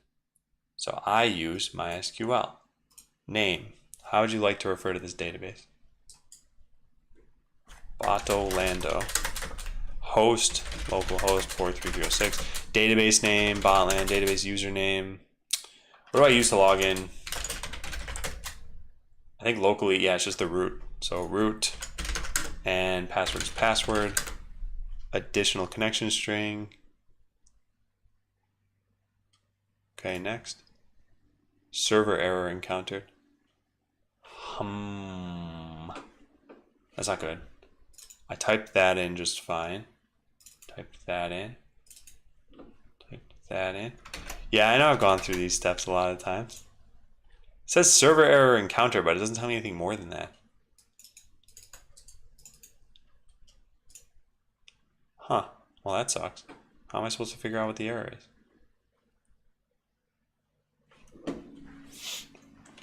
Well, that's it. Can't use Metabase. Server error encountered. Yeah, so this is my issue.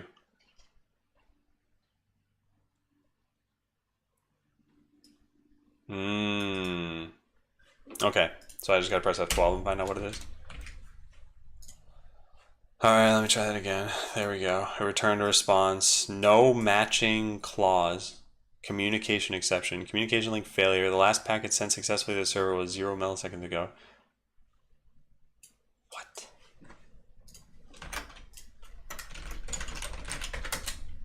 Localhost should be localhost in that Docker. Oh. Yeah, I gotta have it connect to my host machine. No, so Metabase is running in Docker, but the database is running outside of Docker. So it needs to know how to connect to the host, which I don't actually remember how to do. But let me write this down. Server error encountered. For this, press F12 in Chrome, go to the network tab, and look at the post response to see what the error is exactly. So running in Docker, yeah, this works, but then we need to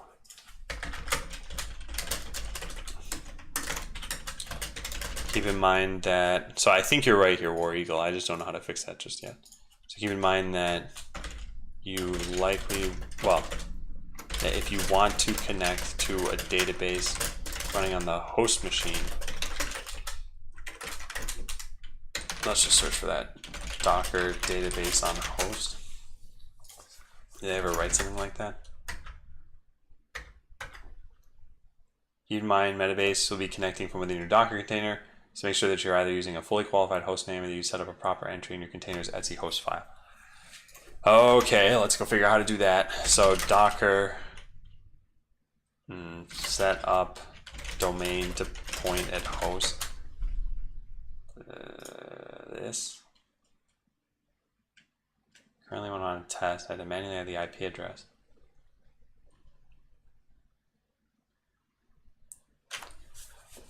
Can you do this when you just start up a Docker container? I forgot how that works. Docker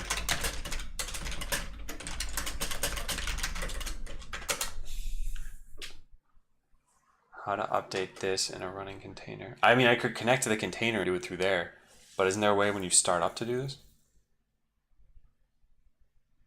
This can be done with Docker Compose and its extra host directive. I hope that, so what's the problem? I have a Docker container running Metabase, and then a host is running the database that I want to connect to from the container. So it sounds like I need to modify my host file so that I do something like, actually, what do I set up in there? I need to set up my IP address? Oh, just my, yeah. So 192.168.112 would be like, you know, host.com or something like that. So I want to figure out how to do that. Add custom host IP map. Oh, there you go. I guess it's just add host. Okay, so how does this work? You can add other hosts to containers etc hosts. This uses static address. So what do they do? Docker equals this. Well, this is simple. Yeah, nice. So we'll just say add host. Sure, Docker equals that. And then when we run this, we'll just run it like that. So Docker ps-a. This is going to kill the whole container though, which means I'm going to need to set all of this up again. Oh man, I should still probably try it though. It does kind of suck. Oh, yeah, fine. Let me stand up. Things are getting real. It's not that it was difficult, it's that I gotta do it all over again now.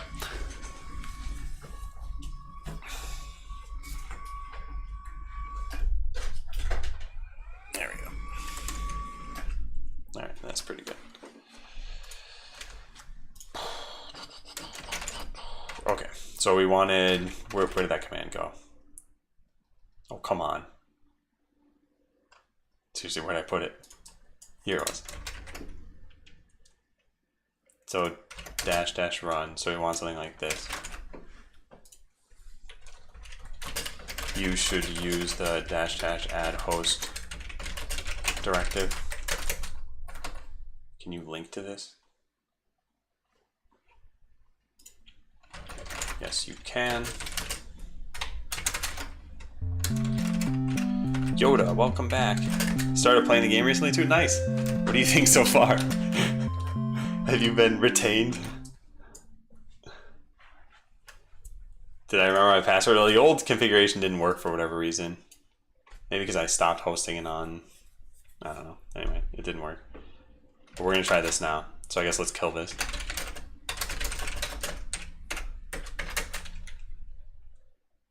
You cannot remove a running container. Watch me. Okay, there. Now let's start it again. Android Studio. Where'd that come from?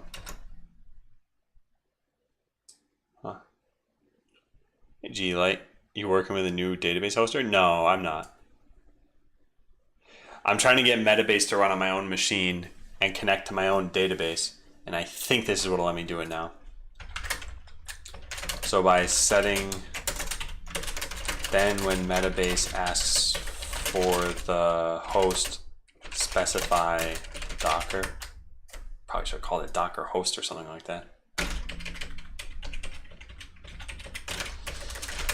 Well, since I didn't do that, let's just refresh this page. Hey, nice, it's already back up and running. Cool, cool, cool. Let's get started. So Adam13531, your email address, adam@bot.land, create a password, use this one. Oh, it doesn't have the confirm password. Your team or company name. Okay, that took a long time, guys. So now MySQL, name, Docker, botland, root, password. There, that should be it. I hit next. Server error encountered. How dare you? What's this one? Access denied for user root. Oh, because I need to specify a different host? That shouldn't be needed. There's some way to do this.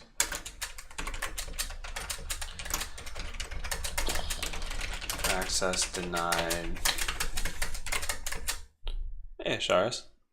Like in the dark and saw what you're doing. Did you know that if you run Docker containers in the same network, they can resolve their IPs by service name? I do, but I'm running from a Docker container that's trying to connect to my host. So there's no service name on the host. But if I had the database in another Docker container and I used a Docker Compose or something, then yeah, I would be able to. Hey, Luculus. Maybe yeah. That's what I'm thinking, Master, and that's what I want to look into right now. I hate Kukuruku.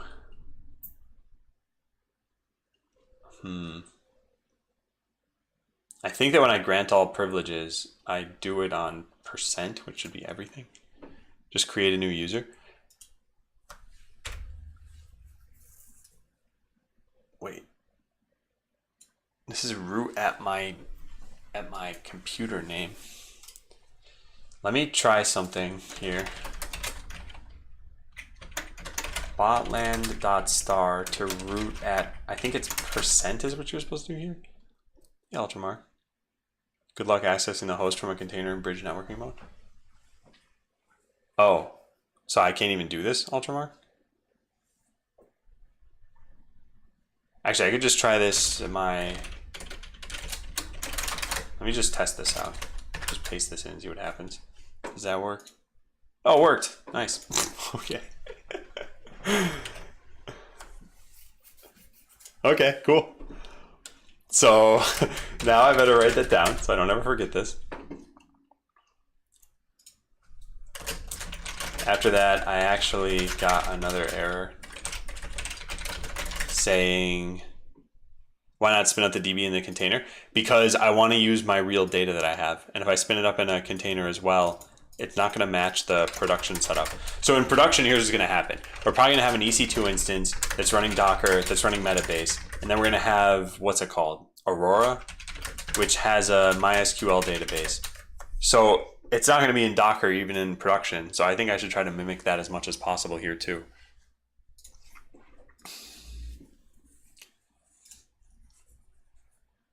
Okay, so what was I doing? I was writing this down and I want to get the error message that I got exactly, and it was access denied for user blah blah blah.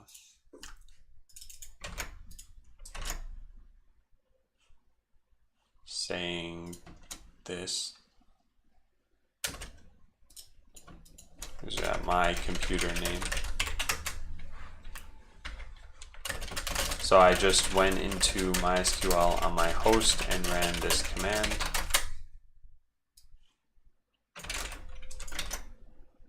This is my computer name.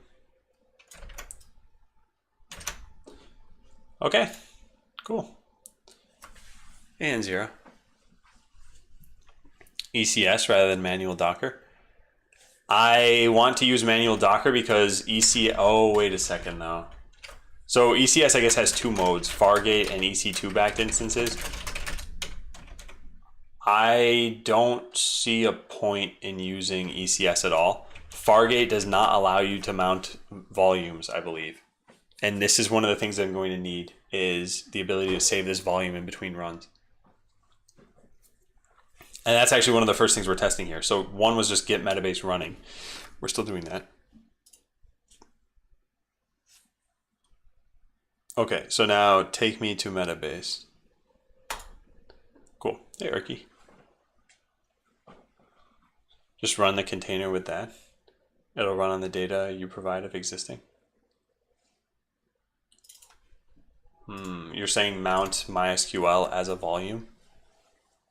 Well, what's the purpose of that? Because like I said, this doesn't match what's in production. And the idea here is to set this up for production eventually. I mean, I can write this for my notes, for sure. And so I appreciate it from that perspective. But I think I want to get this as close to what I'm going to do as possible.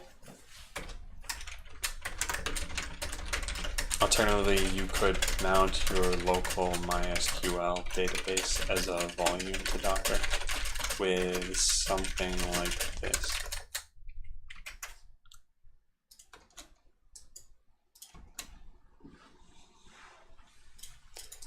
Well,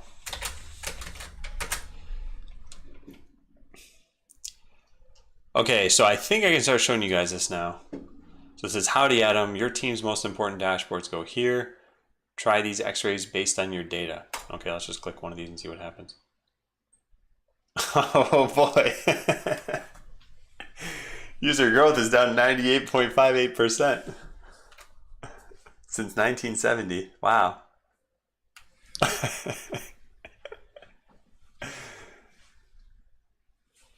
Yeah, so this is my local database. And my local database, this is obviously not real data. Why would you need volumes in Fargate? Wouldn't it connect to Aurora using the IP? What I need a volume for is for saving all of this stuff. So basically, I'm going to do something like this, right? I'm going to say, I want to ask a question, and I'm going to pick something here, like native query, and I'm going to say something like select count from users. And there, that's it. And now it tells me a number, 148 or whatever. I now want to save whatever that query is for the next time that I run Metabase. And that would be persisted in the Docker volume that I set up for Metabase. So I need a way of getting that off of the machine or saving that in S3 or something. So there's another way that this could be done. Yeah, maybe it lets you import or export. Yeah, so I need to look into that. That's pretty much the next thing. So this is done. Add a query that does literally anything, and then make sure we can export set a query somehow. So either Docker volume, UI import and export, maybe. I'm not sure.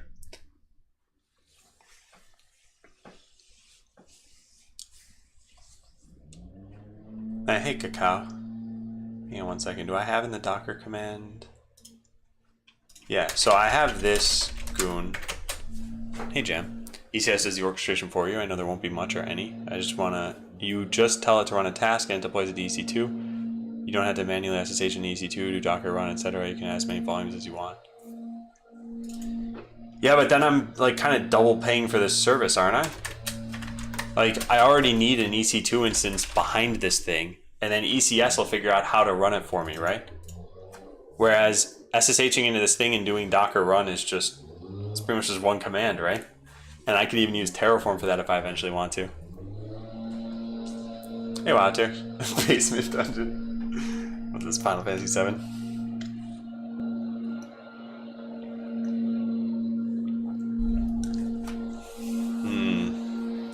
That's Monday. ECS is free, if that's what you mean? Oh, okay. I didn't know ECS was free for that. Because Fargate you have to pay for because they're running the services for you, but I guess you're not. Yeah. Why wouldn't you use ECS? I thought you had to pay. That's why. I didn't want to pay twice for that. So yeah, maybe it is easier to do that. ECS, AWS. Pricing. There's no additional charge. Yeah, okay, I didn't realize that. Create to store and run your application. Oh, you know what? Maybe... Oh, EBS costs stuff to keep around, right? I was going to say, maybe I could just persist everything from EBS. Yeah, I have to pay for the EC2 instance, but since I'm comparing ECS versus EC2, the whole point is there's no extra cost. Okay. And by the way, this is all going to happen after the stream, the actual AWS stuff. I'm going to try to tackle that afterward. So figure out how I'll run Metabase in production. So ECS plus EC2, and maybe save the EBS volumes. Just out of curiosity, I know this shouldn't really matter, but let me just look really fast. I want to see how much does it cost to save that. It should be like some, low number of gigabytes. What am I looking at? US West. Price is listed below. 10 cents per gigabyte month. Okay. Yeah, so I'll pay like $1 for this.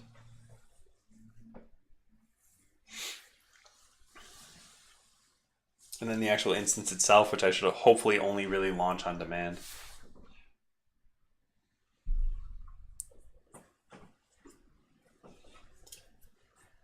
Yeah. Okay. I think that's fine.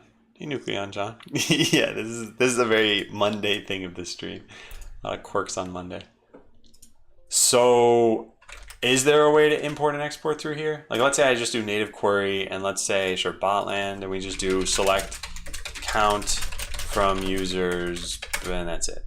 Whatever. So now get answer, 143. Great. So now if we hit save, can you not edit this? Can you change the name of this? What is the name of your card? Testeroni. I don't care about a description. Sure, whatever. My personal question. I don't know. There, our analytics. Add this to the dashboard. Yes, please. Holy God, I just want to I want to finish this. Okay, so I think we did it.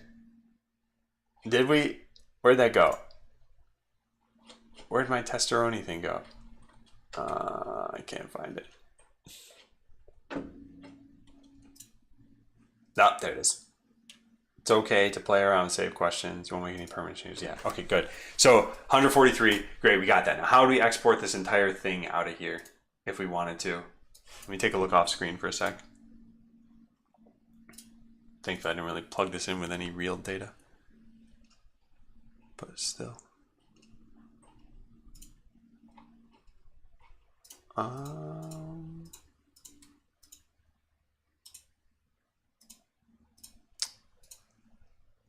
I don't know. I see delete here. Discard saved field. Sync database schema. I guess the best thing to do is just metabase export. Maybe I search for this, we'll find it. How to import or export configuration. You don't export everything? Okay. Hey, remote.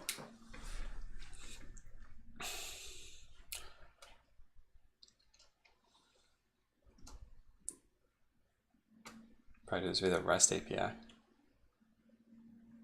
So here's what I'm concerned about.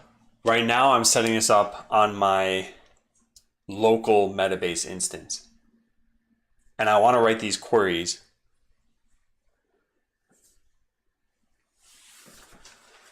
But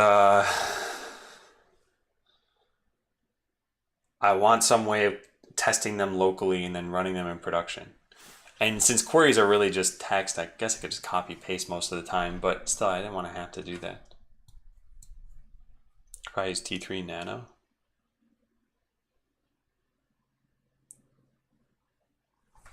ECS automatically redeploy the container when EC2 spins back up.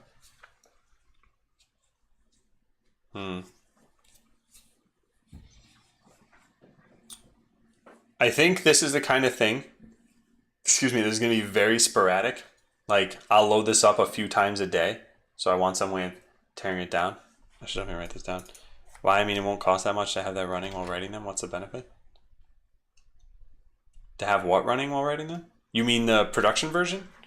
The problem with the production version is I don't want to show any of that on stream. What if I accidentally do something like select email address from users, or there's some automatically generated query or something, and now I just like leaked everything? I know I'm not going to write a query like this, but still.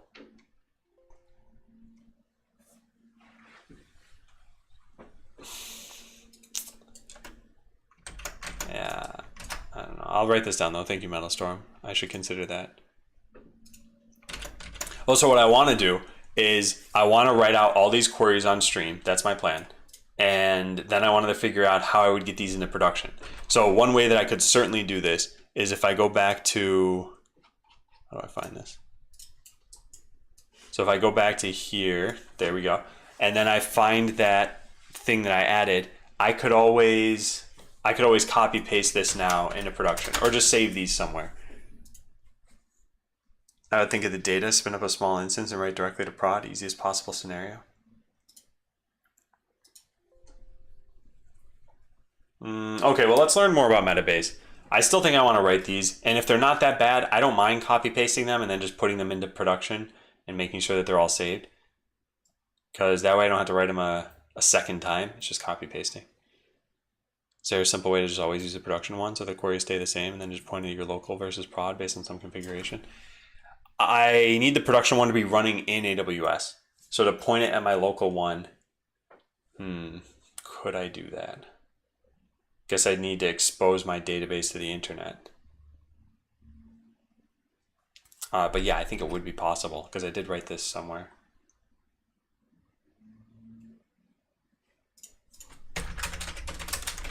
Actually, ECS is free when backed by EC2. So there's no real reason not to use ECS. Did I write it down? Pointing at a different database. Yeah, I don't know if there's an official way to do this, but here's what I did. Click your user icon, admin database, change the database name, or details. So admin databases, where's that? Admin databases, database, and then we can customize this here. Yeah. So, yeah, I guess I could do this. So is it worthwhile then to set this all up on Amazon right now? Can you use security groups to expose your DB to the internet, but only to your IP? You probably knew that. That's the other way around, right? So I have Aurora and AWS, and then I have ECS backed by EC2 with Docker with Metabase. And Metabase pointing at Aurora, or sorry, me pointing to Aurora wouldn't be too bad. But what I was talking about is all of that is connecting to my stream computer. So Metabase is connected to this, which means I'd have to expose my computer to the internet for that. Which, yeah, I could do. But then there's no security groups for my own computer. At least, I don't think I've got something like that. Hey, Thomas. Wait, no, I already said hi to you, Thomas. Didn't I? That sounds silly. No, I don't think I'm going to do that. I don't think there's a reason to do that. It's just what Paul was suggesting, and I was responding to it. It's something I could do. I think what I'm going to do is first we're going to learn about Metabase, and then we're going to write whatever things we can. And probably what we'll realize after some time is that these are not very hard queries to write. They're hard queries to come up with what we even want. So for example, how many people logged in? Well, I guess we already pretty much came up with. And then writing the query is pretty simple. But something like, I don't know, what meaningful things did a user do? We got to just come up with what we even want from that. Okay. So there's no easy way to import / export, so I'll just copy paste the MySQL for now. Now, one thing I did still want to explore a little bit on my own is if we go back to that table that was created for us. So we just click a look at your users table. What does this do? So we have new users, user growth, total users. How are these distributed? Man, this is actually really helpful. I mean, not stuff like how's the primary color. This doesn't matter for retention, I bet. But some of these might actually matter. And it just automatically gives me these. Just things I might not have thought to do. Also the view, the parameters, all the settings. Yeah. But those are all things that I could also copy paste.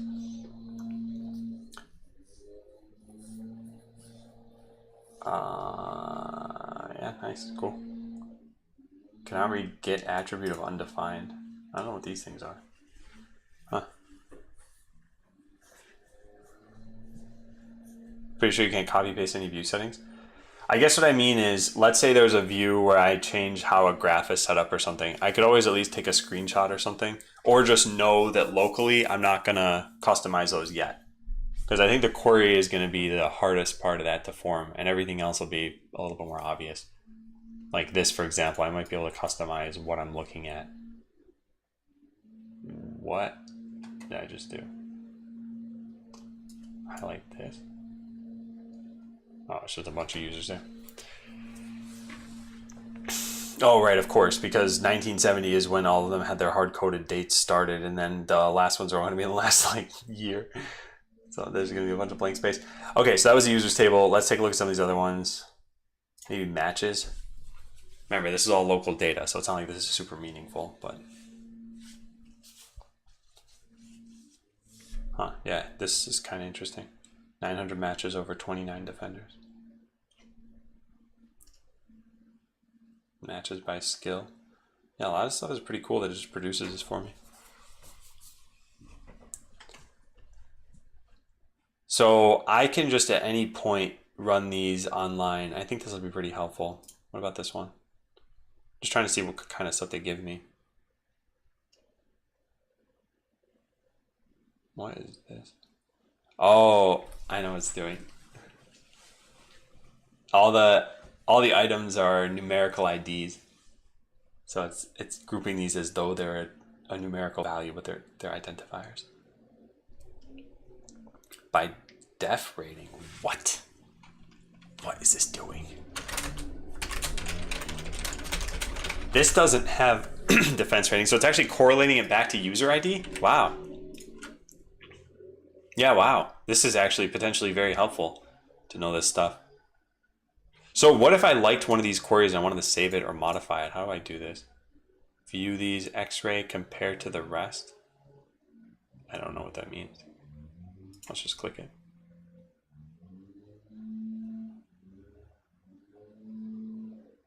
I don't know what it's doing. Number of bot bays where def rating is between 1500 and 1520. This is taking forever, whatever it's doing. Wow, okay, well that's why. It spewed out like a million stats on the page. And is apparently still doing that because oh no, there it goes. Yeah, so we just got all the charts anyone could ever want, I guess. Okay.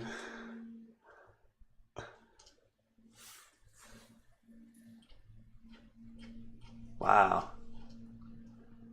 Well, let's leave that one for now because I still didn't totally understand what was going on, but I didn't want to. I wanted to first figure out just how do I save this up. Okay, this is how we do it. So if we wanted to customize this, we could. So what is it doing? Count of rows grouped by user defense rating auto binned. Oh, cool. And if I want to save it somewhere else, I can. Nice, yeah. All right. Not too shabby. What else do we have? Any other interesting tables? It says try these x-rays, but can we x-ray another table somehow? Because these are just 10 tables. But what if I wanted any of the other tables? Not that I do, but like, let's say I wanted an x-ray of game versions. How would I get that? But that's not there. Pin dashboard. Maybe there's a, yeah, ask a question. Custom, use the builder, see data over time. Is there like x-ray here? How to create metrics. Data model. Oh boy. Yeah, I haven't dealt with this stuff in a long time.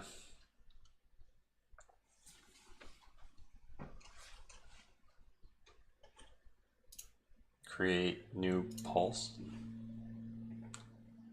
I don't know what a pulse is. Should probably figure that out too at some point. Help everyone on your team stay in sync. Pulses let you send data from... No, I don't need this. Create new dashboard. Don't know. I wanted to figure out how to make a new x-ray. I'll just look it up. Oh, Hideo beat me there. X-rays are a fast and easy way to get automatic insights. One great way to explore is to click on points of interest. Uh-huh.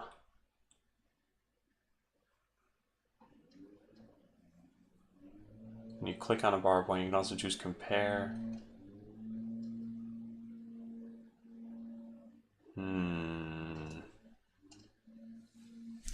X-ray your tables. From the home page, scroll to the bottom, click on one of your connected database. Oh, I see. Okay. Yeah, I don't think I would have gotten that. So scroll to the bottom, click on a database, click a table, and just click the lightning bolt. Oh, that was easy. Okay. Yeah, I want to read the docs. I first wanted to see what I could figure out just kind of on my own by exploring.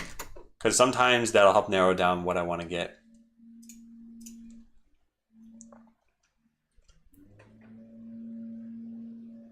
Oh, nice. Browser back and forward work too. Okay, so x-rays. Hey, Eve. How's it going? I'll put this here.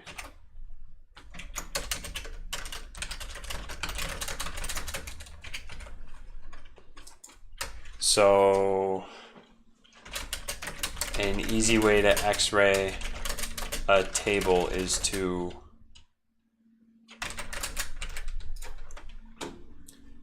home, scroll to the bottom, click database. Scroll to the bottom, click database. And then click on the bolt icon. Oh.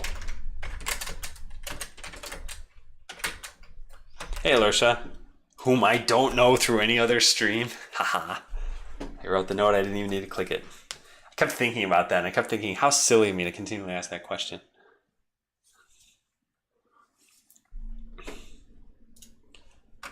All right. So, we're going to go through their documentation pretty soon. I just want to see, is there anything else? They have more x-ray chips table. Neato. Yeah.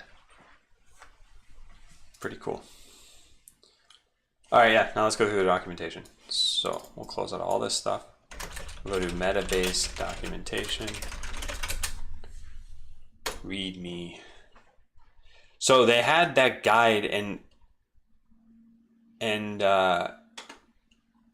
X-rays was number 14.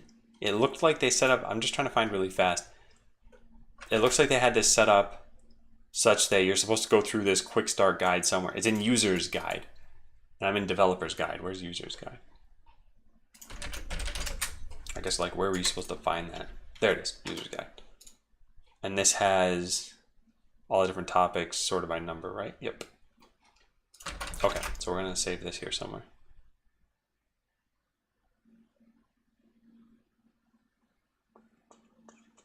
This is just learning these 3 basic things.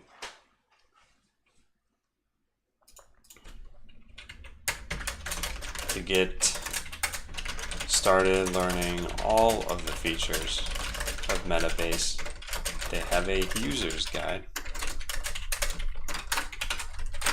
Okay, let's go take a look. So an overview of Metabase. Let's start with that.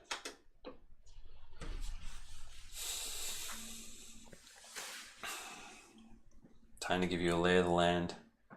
Some automatic explorations of your tables. These were X-rays. Yep. Area where things you or your teammates create will show up.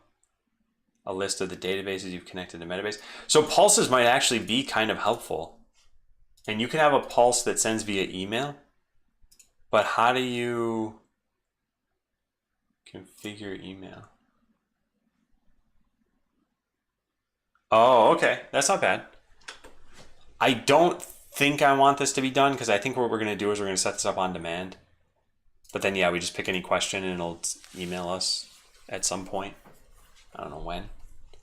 But I don't think I want to do that anyway. And then a list of databases. Once you created some dashboards, anything that you pin will show up on the home page. Yep, sure. You connect your database to Metabase during setup. You'll see a list at the bottom. Yep. Explore analytics. Sounds like stuff I already knew so far. Make a new dashboard or pulse. Yep. Use search to quickly find things. Yeah. Okay. Yeah. So this all seems pretty reasonable. So basics of database terminology. I don't think we need to know this. Or, well, I think we need to know this. I don't think I need to learn this. I think I already know this. Yeah.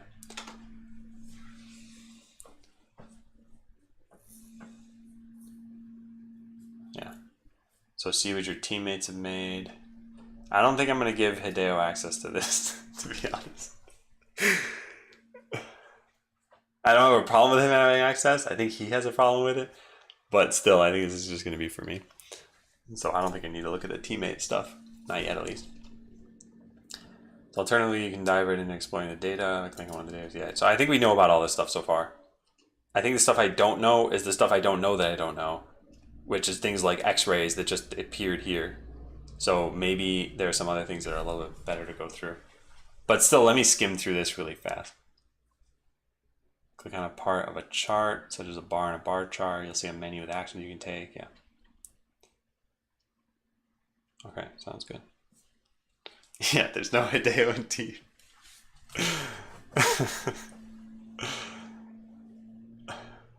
There's no Adam in team either, unfortunately. But at least I have more letters in common with team. So note that charts created with SQL don't have these action options. That's fine. So I guess what they're saying is create things with their whatever this thing is. Not new dashboard. Where's my dashboard? I called it don't know. There it is. So if I add a new question, what am I doing? Okay, I clearly don't know what I'm doing. I thought add a question would say, here we go. We can modify it through here. But still, this is not what I want.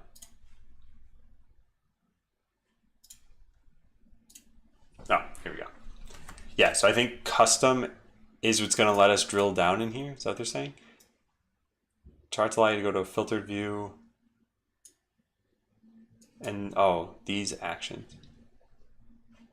Can I even make a graph through a native query? Maybe. Maybe I did it through here. Yeah, I think so. View raw data. Yeah, so if I want to do something like, I don't know, bot coin, can I not do this? I'm so bad at this. Hey, Lumi code. Top header is global. The one below is to a specific dashboard. Yeah. So the thing I was thinking of doing is just let's select how many users have bot coin greater than a certain number. Oh, here's how we can do it. Greater than 5. Add filter. There we go. Then get answer. Yeah, not bad. Okay, now how would we visualize this differently?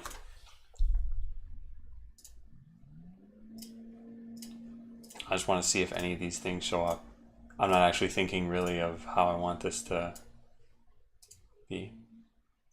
This would be like bot coin, and then this would be number of users. There's no count. Huh, there isn't a count. Okay, let's just pick ID, I don't know. Yeah, this is roughly what I'd expect. Count of rows, there we go. Now when we make a scatter plot, I guess we can specify that we want the count here, right? Nope, still can't. Huh. Oh well. Yeah, what I wanted to do is just get some graph here. I guess if we just selected user botcoin, we'd get something a little bit more meaningful. And not equal to, I just want to select anything. Oh, this is filtered by. Aha. Okay. So we don't want this then. I get it now. I was looking at the wrong section. So raw data. This will give everything from the users table. And then if we want to visualize something, I guess we can start removing some of these things. Yeah, so we could just have, it's probably rerunning the query every single time I do this. Surprised there's no better way of doing this, is there? Oh, no, I didn't do it. Yeah, I need to get rid of all these things. And maybe there's a faster way if I were to only select from like one user so that it's not rerunning this query on the whole database. But I got it. Okay. Group by botcoin should do what you want. Isn't that like the group by clause in the database though? And now I can finally see a chart of this. I can't for any of these because the whole 20 things of data, and this still won't let me get the number of users. Well, so much for that. Probably a better way to do this. Well, let's see if I were to do this the way that I would naturally think to do this, which is select, whoa, it's broken. Select count from users where botcoin is greater than 5. This is what I wanted to do originally. And I wanted to represent this as something else. Oh, maybe I did want the group by. I don't know. Yeah, I'll just keep reading documentation.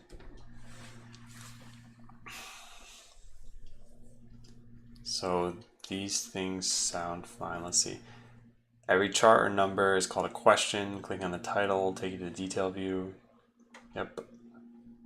So the same actions as above. Yeah, sounds fine.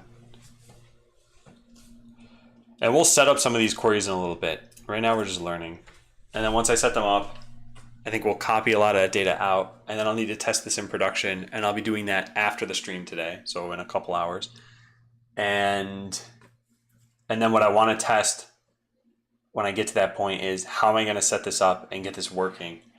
What we're doing now is going to form the foundation for everything that comes over in the next couple weeks.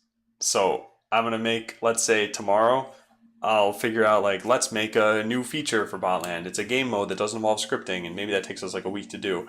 And then we finally release it, and then I want to know, did this impact all the metrics that we had so far? And we're going to track that every week. And if we see it increasing, then great.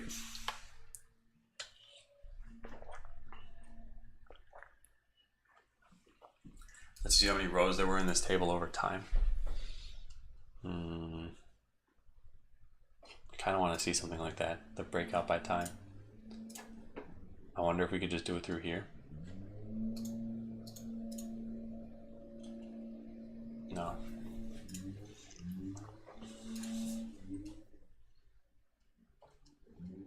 Wow. Guess I'll get there. Yeah, this is where I think I'm going to approach this kind of from both directions. I'm going to look through the documentation, but not necessarily test everything out here. And then once we get to the queries, we might need to resume this. Something like this is what you want?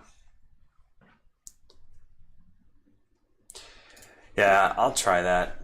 Let's say ask a question, custom, users.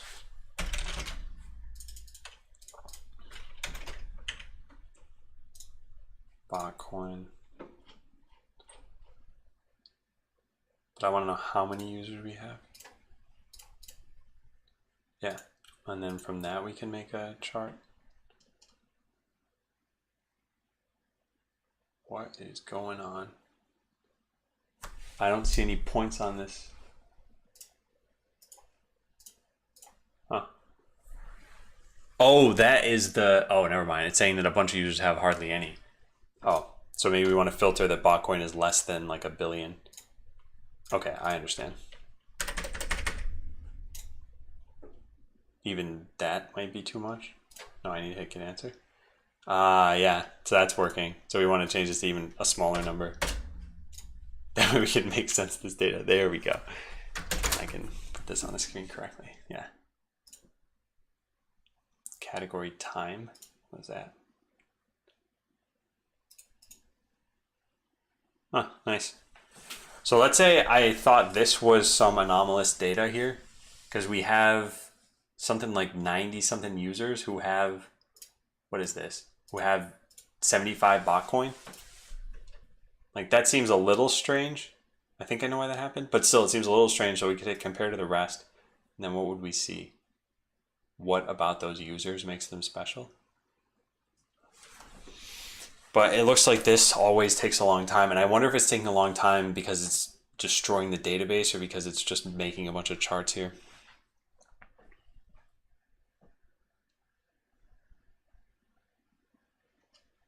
Yeah, it looks like it just spews a bunch of things on here.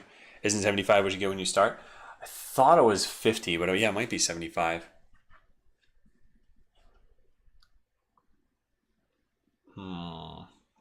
But what I would, okay, hang on, let me take a look.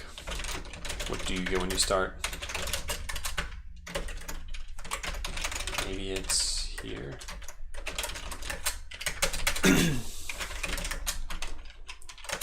How can I not find this? I didn't find it in either one of those. I guess it's in the database directly. Oh yeah, 75. You're correct. Yeah, hey Wabin. And hey Hamada. So what we would see ideally is something indicating to me that, hey, these people just never did anything. So blue is the ones who we're looking at then. And would we see that here? Their defense rating is higher. Their attack rating should probably always be 700, right? Where's that? I don't see an attack rating thing. Or number of logins even.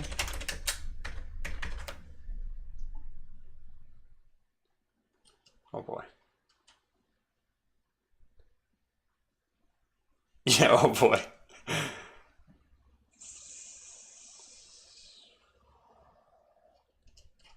Well, this isn't real data. It's impossible for me to know whether these users were created normally and then logged in normally, or if I overwrote a bunch of data in the database. Oh, good. I'm glad your smiley face changed then, Julie. That's nice.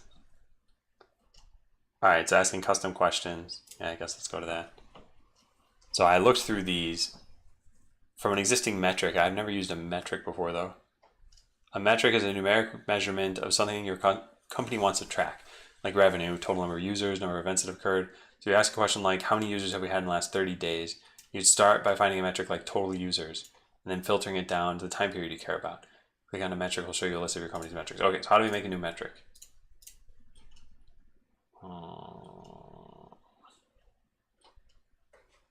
Well, let's start with this, I guess. Create new dashboard. No, not that. Ask a question.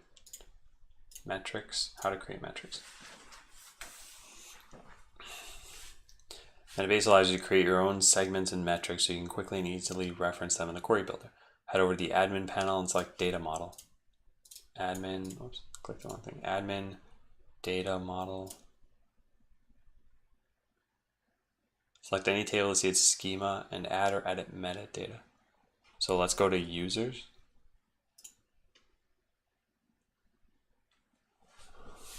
Oh boy, how to look at this. How do you approach improving user retention? Are you merely at an analysis stage with the stats and whatnot? Yeah, so the first thing that I'm going to do, and this is what the today command kind of talks about if you go to that bit.ly link, is just have stats in place for knowing whether yeah, it does explain it. But anyway, I'll have stats in place for knowing whether I improved it. And then the second step is to improve it. And there are some ideas that, like I said, they're at that link. But we need to know that they were actually effective.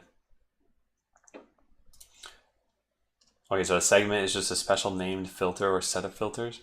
You can create these to make sure there's an official definition of a subset of customers, users, products. Yeah, good. For example, you might create it. Okay, so I should probably write this down over here. Did I ever write anything about segments or metrics? No, I wonder if they even existed back then. They probably did. Segments and metrics. So a metric is something that you want to track each total number of signups. Then you can later drill down to a particular time span. So a segment is just a special named filter. What do they consider metrics to be in this? Metric is an easy way to refer to a computed number that you reference often. So it's a segment, really.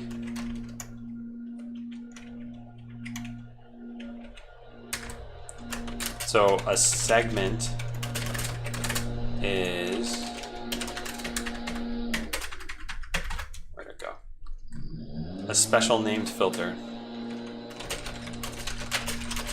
or set of filters. A metric is, where'd that go? I can't find it. Oh man. Computed number that you reference often.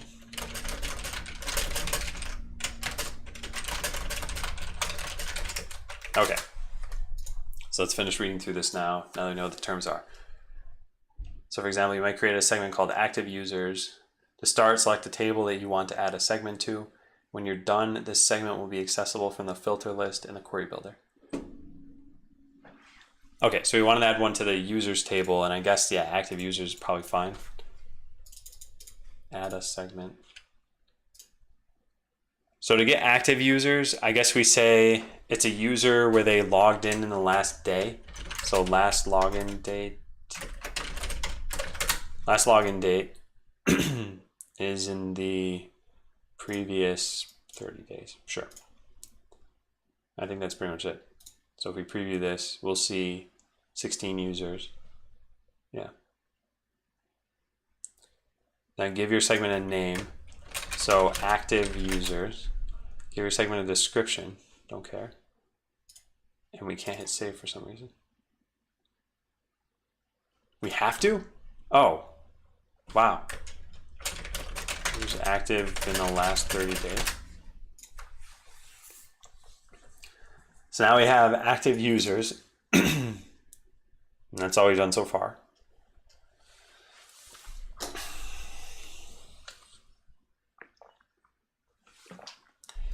Okay, that was all pretty straightforward. Once you're done, click Save Changes. Now your new segment will appear. Yep, we did. If you exit the admin panel and try asking a new question, Click on the button Add a Filter. You'll see your segment at the top. Okay. So let's go to the main thing and try asking a question. And we'll see the segment at the top now. Active users. This will be 16 users, right? Yeah. Okay. Seems reasonable. Custom metric is an easy way to refer to a computed number that you reference often. It could be something like revenue, which you arrive at by viewing the sum of your orders subtotal column and applying any required filters. It's a pain to do every time you want to do something with revenue. So you create a custom metric in a very similar way to how you create segments. So we go back to here and click Add a Metric. So the thing is, what I'd like to do at some point is there are a lot of queries I'm going to want to drill down by many different dates. And there's probably a way to duplicate a question, and maybe that's all I want to do, but I need to figure that out. So you can create saved metrics to add a named metric option to this table. Saved metrics include the aggregation type, aggregated field, optionally any filter you want to add. You might want to create something like average price for an orders table. Okay, so here you're presented with a slightly different version, which only lets you select filters. Requires an aggregation on a field. Note that you can use segments in the definitions of metrics. Okay, so if I wanted to, let's see, what metric might I care about? Total number of logins in the last of active users, I guess. So here we should be able to go to last login date. Wait, we can't use segments in metrics. Oh, okay, well, whatever. Anyway, what aggregations might we want to do? Maybe like the sum of Bitcoin that they earned. And it's filtered by users who were active. Weird thing is I can't select that segment again. I do find that strange. So last login date is in the previous 30 days. This will tell me how much money people have who logged in recently. You can just save it as a different question. I see. So this isn't really that helpful, I guess. But let's save it anyway. So something like total Bitcoin owned by active users. I'm gonna paste this in here too. All right, so now I have the metric as well. It'll now be available from the view dropdown in the query builder. So now we go back to this, and in the view dropdown, I could have put this here. I probably need to refresh the page. Yeah, common metrics. Total Bitcoin owned by active users. Good answer. I don't really totally see how this is helpful. I guess because I changed the filter a bunch of times. So I guess I shouldn't have built in a filter into the metric. Can I modify this? So if I get rid of this and it's just sum of Bitcoin, is that a better thing to save? Now I go back over to here and I refresh this page and I get this now is going to be a larger number. And I use the filter here to verify. Hey Chaser. Last login date is in the previous number of days. Yeah, maybe it worked. I don't know how I would want to do this in the future. So what they said is it's some computed value. So it sounds like I should not bake a filter into a metric unless I know I'm going to want to do it. So a metric may be something like sum of price, sum of money spent by each user. You could bake in a filter to that so that the metric becomes sum of money spent by users who logged in during the last week. But if you think you'll change the filter frequently, then I guess you should leave that up to the individual questions. Don't make it too restrictive, otherwise you can't change it basically. Yeah. All right, I think it's good then. So we'll go back to this for a sec. Editing and retiring segments and metrics. I think we already figured that out. It's just update and delete. All right, cool. So let's go back to this. Yeah, we're curious. Daily active users, monthly active users, for example. Good measurement of user retention.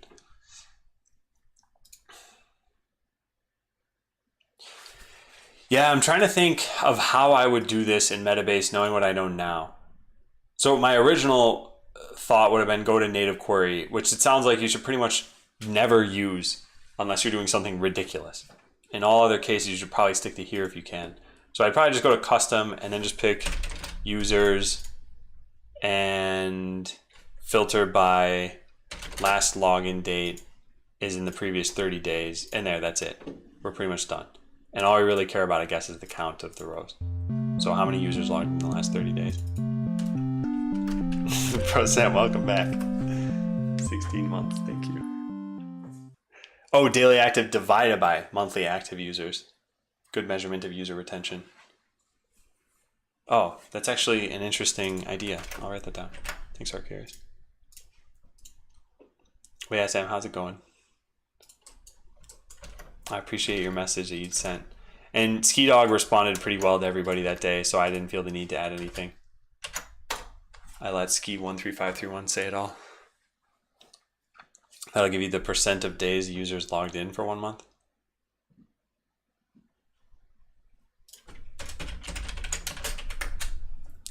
But having that last login is greater than X days as a built-in is so useful so you don't have to remember it. So basically, a segment may be something like active in the last 30 days, which you may have tons of queries that you want to base off of that. And a metric may be something like sum of money. Yeah. Okay. Ski Dog gives you good. Well, nice to hear. So, yeah, I think that's a good idea. So this wouldn't just be active users. It'd pretty much just be active users active in last 30 days. In the real world, I would really put a changelog there. But yeah, so this I can now get rid of. Oh, I need to refresh the page. I can get rid of that and then replace it with the query that I have here. And then if I later change this segment, this will automatically be updated. Because I might say, oh, I actually only care about the last 2 weeks. And this will just give us that number, yeah. And so if I want another segment, we can add a new one here. And we can say something like, hey, Jupiter. You say last active in the last 2 weeks. Oh, you know what we could have done? We could have just picked weeks here and then just chosen 2. Doesn't really make a difference. And in this case, it's only 15. And so we'll say like users active in the last 2 weeks. I don't think the description is really that important for this. And so now if I wanted to change this, I could always match the other segment that I have.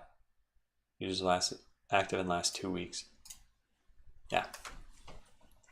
You don't care anymore about the column operation or anything. Yeah, that's pretty nice. So then what metrics do I realistically care about? Because for these sorts of things, this is count, but let's look at some of these other queries. So how many people start but don't ever finish a single game? I guess we'll figure this out as we go through. Let's finish reading through some of this stuff. You can also use the action menu when viewing a table to see any metrics in it. Okay. Question builder interface. So it sounds like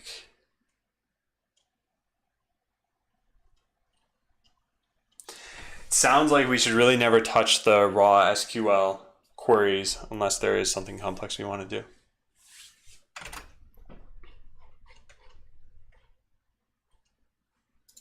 So basics, I guess we'll put this in here, like overall usage. Sounds like you shouldn't use raw SQL questions unless you can't accomplish your goal in any other way. Hey, grill artist. Never touch anything raw. I went to a friend's place last night and he made mozzarella burgers. They're very good. Hey, chef.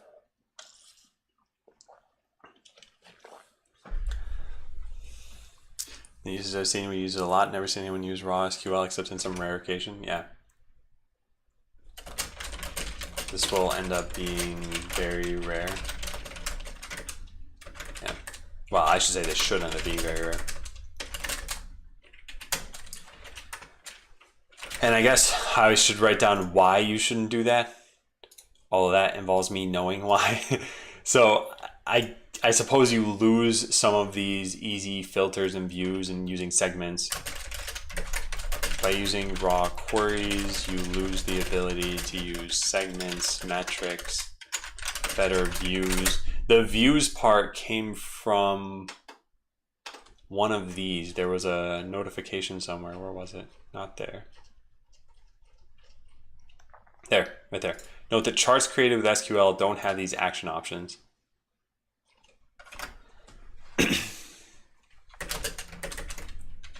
Chart options. I'll just link to this. I guess it's weird as you know SQL already and went the SQL route first. Most people using it don't know it at all.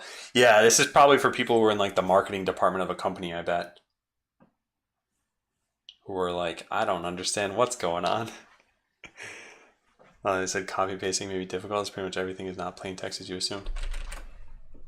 Yeah, I see what you're getting at.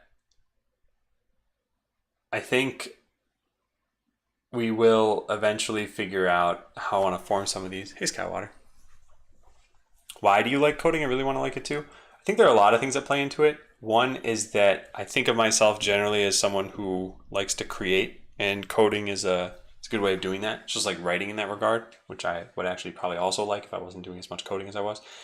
It's a bunch of small problems that you get to solve, and you get usually pretty immediate feedback on that.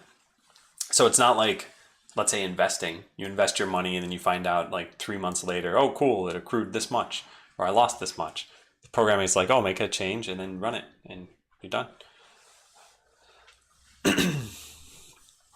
But I think if you don't like it, you should try to find out why you don't like it.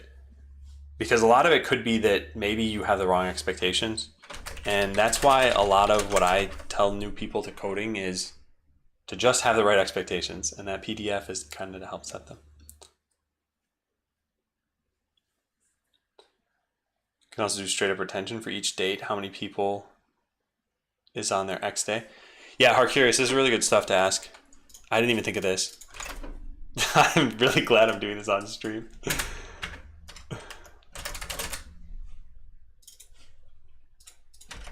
Yeah.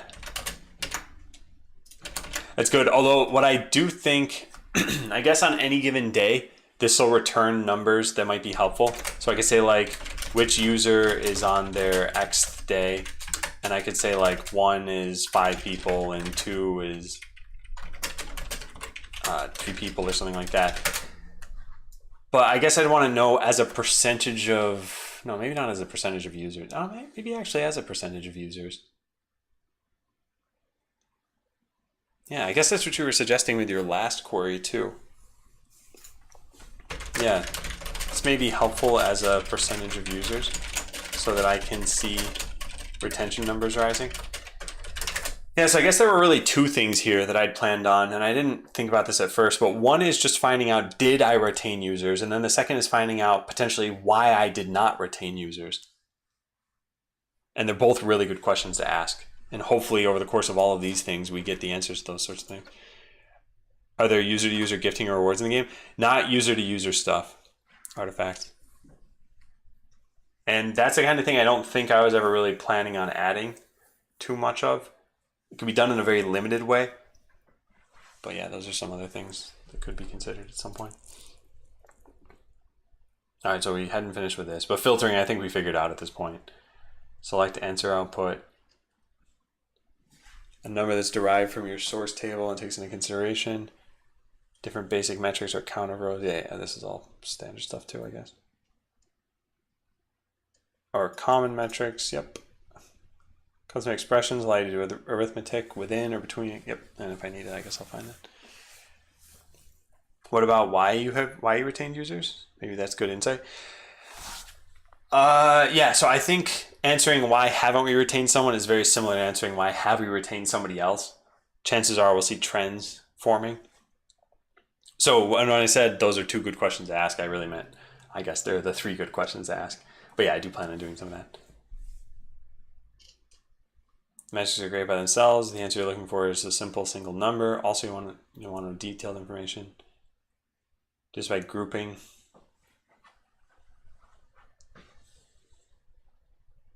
You apply a single dimension. Either the table, the leftmost column is the dimension, the rightmost column is the value for the metric. 2-dimension breakouts are equivalent to a pivot table. I want to know how many orders we had per state per month.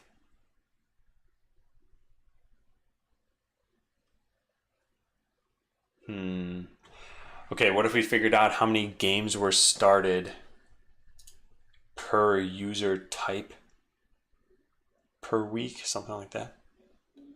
Can you build a histogram? Yeah, I think so. Easy experience. Would incentivize players to get friends in the game. Combined with consecutive login bonuses, you could get a decent program for retaining users. Yeah, artifacts. So I mentioned this earlier. And you know what? I really should put this in the today command if I haven't explicitly done that yet. Let me add this to the list. Hey, Restu.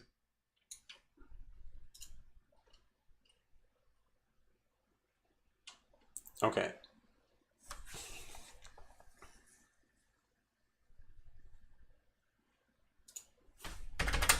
As for, well, I should put this somewhere here maybe. There are different kinds of retention, or I guess different time periods to focus on for retention. For example, when a user first plays Botland, they may only stay for 2 minutes before quitting and never returning. This is what I'm calling first session retention. And I think it's the most important to focus on because things like, and I know it sounds like I'm calling you out here, but I think this is worth saying here. Things like referral programs, better rewards, etc., probably won't appeal to players who leave after less than a few minutes. After that, the goal would be to retain users over several days in their first week or month of playing, and then of course expand that time frame out to their first year or several years of playing. Hey, Fourier. Saw my message. Oh wait, no. First week is important, then 14 days and 28. You can see how your strategy for retaining checks out over time. Percentage of users that is on their first, second, third. Yeah, I think this is good. I'm gonna write this down.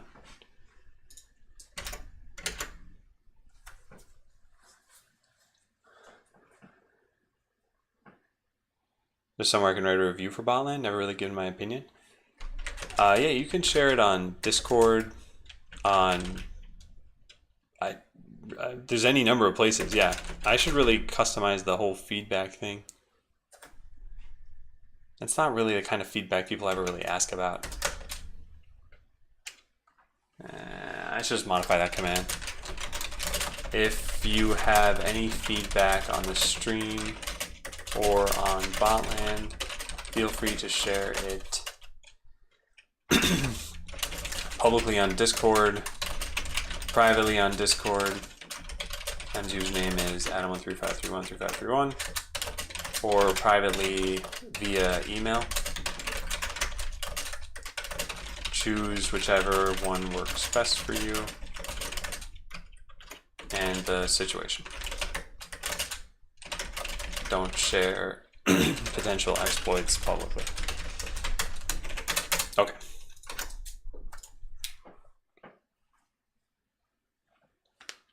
Yeah, I've got a Reddit already, although no one's really being driven there yet.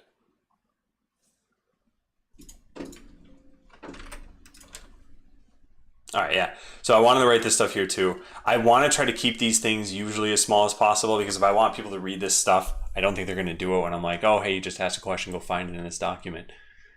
So we're getting to the point where it's It's a little too daunting for new people who come to this. But that's why I put the TLDR at the top. Just, we're trying to improve retention. Yeah. Have feedback at bot.land. Yeah, I think there are other emails that should be created at some point. I wrote about support at bot.land. I should make feedback at bot.land as well.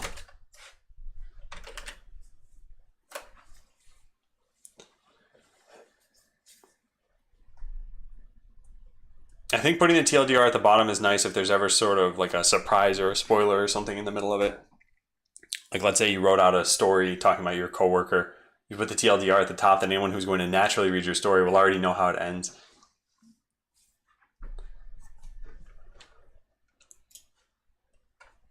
Okay. So additional options, row limits. Okay. Custom field is helpful if you want to create a new field based on a calculation, such as subtracting the field of the value of one field from another. Say we had a table of baseball games, each representing a single game, and we wanted to figure out how many runs the home team scored, how many more they scored than the away team. I see. Okay, so this is not a metric exactly, even though it is a computed value. Because it sounds like that's a metric. Let's go find out. So we could apparently, let's do something like select from users, and we want, how do you even do whatever they just said? Custom field is helpful. How do you do this?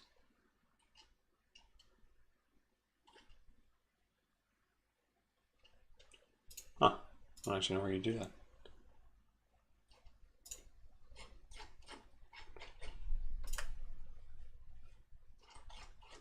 Yeah, weird. Oh, custom field. Found it. Okay, so if we want to do like attack wins. Whoa. Attack num wins today minus defense num wins today. Does it not even exist?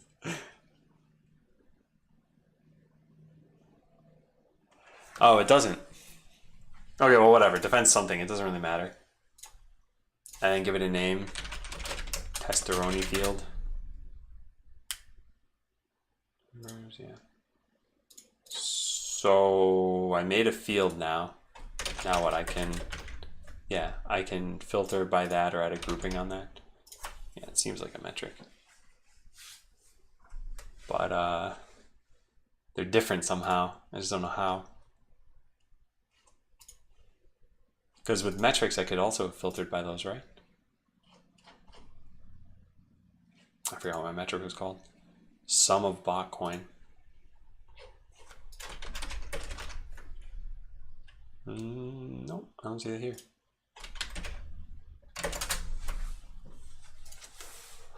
Huh. Hey, Rock. A nice heart curious. Yeah. Just keep in mind that right now it's very unlikely that anyone new to the game is going to like the game, because this is the problem we're having, is a user retention issue.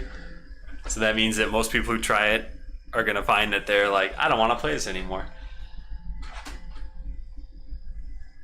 And I know there's a lot of complexity. I want to try to cut through that over the next few weeks.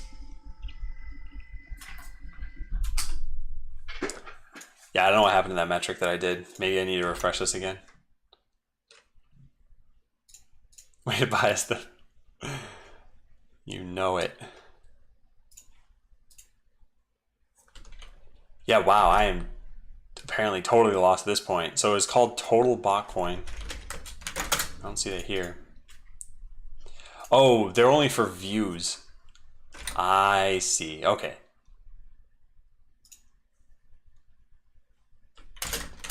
This is used for the view in a, what kind of is this? In a custom query builder.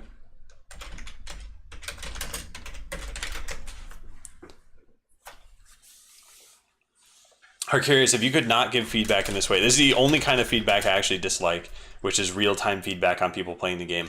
I like that feedback in general, just not given to me in real time. So for example, if you were to just keep everything you have in a note and write down whatever you have and then send me that note at the end, totally great. I don't mind that. But otherwise, I feel like I've noticed it interrupts the stream quite a lot. It's okay, so welcome back. Thanks for the resub. 16 months.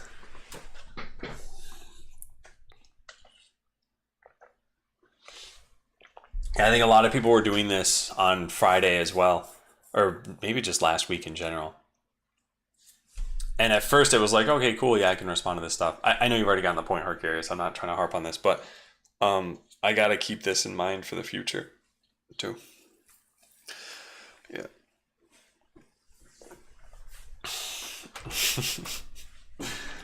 Process killed. So if you need to use a custom field, if you need to use a custom field, you can do so by clicking the 3 vertical dots to the right of the query builder. So let's shrink this down so that we can just take a picture of this.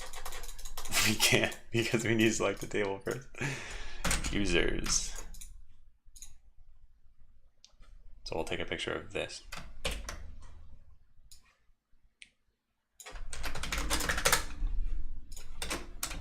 Okay, and then we'll put a circle around here, and a circle around here, and an arrow.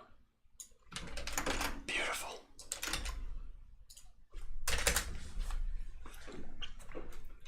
Can someone reboot Chaser?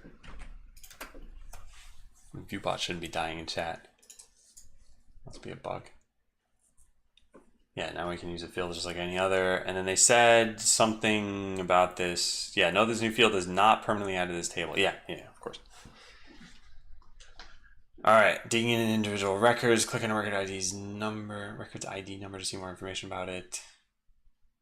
See more advanced queries. Pronounced SQL stands for structured query language. You know, I'm pretty sure the official pronunciation of MySQL is what I just said. And yet SQL is pronounced SQL. So a lot of people say it MySQL. I don't like that. I want to call it MySQL. But I had to undo that habit. The dots are horizontal. Oh wait, did I mess that up? Oh yeah, you're right. Okay, thanks, Banana. You are, I believe, the 4th person in chat who comes here to have the name Banana somewhere in the name. Yeah.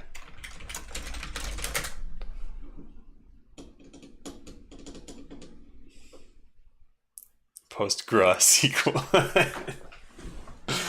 Yeah, I pronounce it PostgreSQL, which I think is the pronunciation they wanted. Yeah, artifacts. Artifacts, do you mind sharing the same general feedback you have via any of the means that are there?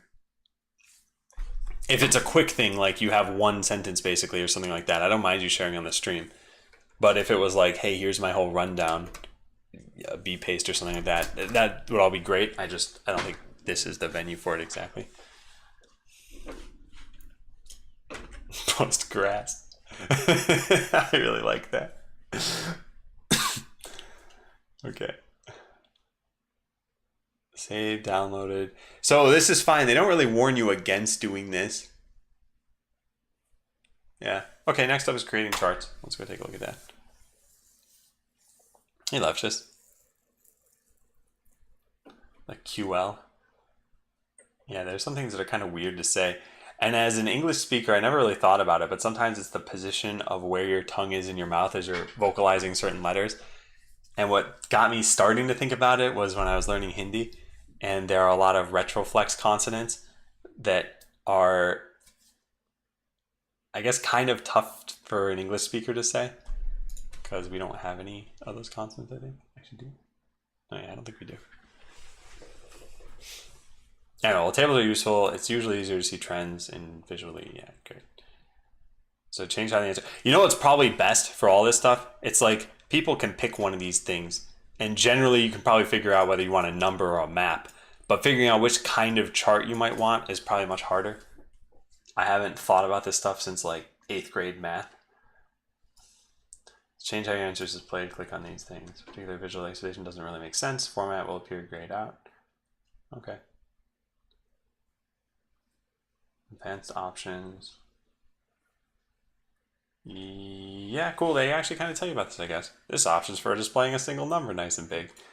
Options for numbers include adding character prefixes or suffixes to it, so you do things like put a currency symbol. Oh, nice. Okay. Say number of decimal places. Yeah, cool. Cool. Number of and ch sounds are confusing. Yeah, and Pinyin doesn't make it any easier, right? Because you read something as like ZH or J or yeah. Anyway, I only tried learning Mandarin for like a month, and then I stopped. I have an account to sync some WoW add-ons. I had to log in to leave that comment. Wasn't very inspired when I created the account. You mean you only have a Twitch account in order to create some WoW add-ons? I just want to make sure we're talking about the same thing here.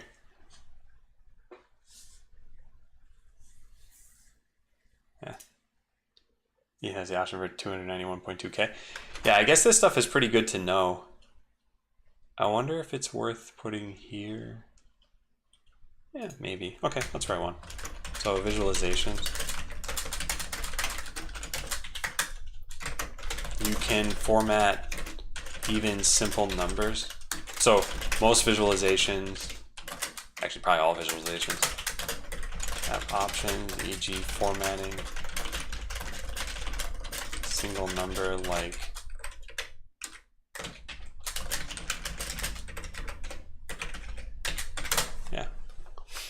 yeah, cross. Can we cop a botland? Sure.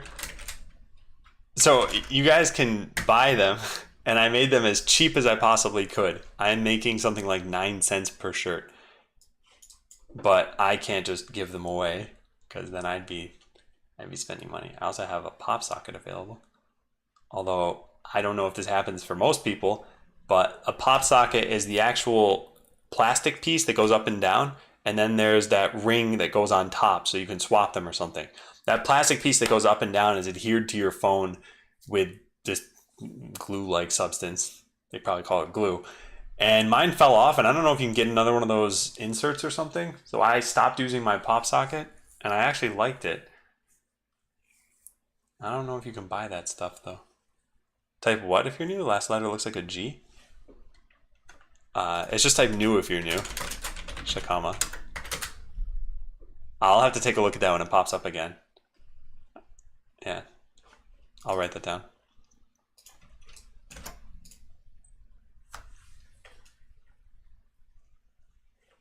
Nice sock poppet. You betcha. All right, what else do we have? Smart number is great for displaying how a single number has changed over time. Ooh, smart number will show you the value of the number during the most recent period. And below that, you'll see how much the number has increased or decreased compared to its value in the period before that. This is really good. It's really, really good. Too bad you can't link directly to smart numbers here. Link is broken? For the shirt? You kidding me? This sucks. Hang on a second. Oh, this Amazon. Thanks for telling me across. It's really bad. And artifacts, yeah, thank you for sharing that stuff too. Ah, man. Does this show for anybody, I guess? Like Amazon Botland shirt? Did they change a link on me? Is this it? Amazon. Why you do this to me? So what, my account's just shut down or something? Amazon merch. Let me go find out. Because, yeah, that's pretty stupid. Important message. To better protect your account, type in a CAPTCHA.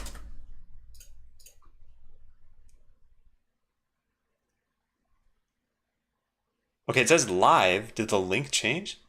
Wow, and then I tried going to it on my own account and said, sorry, we couldn't find that page.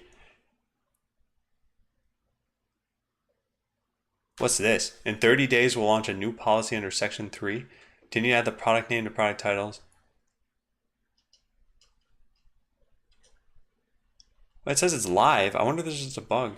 Oh man, I'll have to submit a thing to them. All right, well, thank you for letting me know. Like I said, apparently my t-shirt link died. Did the link for the pop socket break too? Do I still have that open? Let me see. No, that's live. So it's not like they shut down my whole account. So this probably is just a bug. Okay, hey Lifebeard, hey bad idea.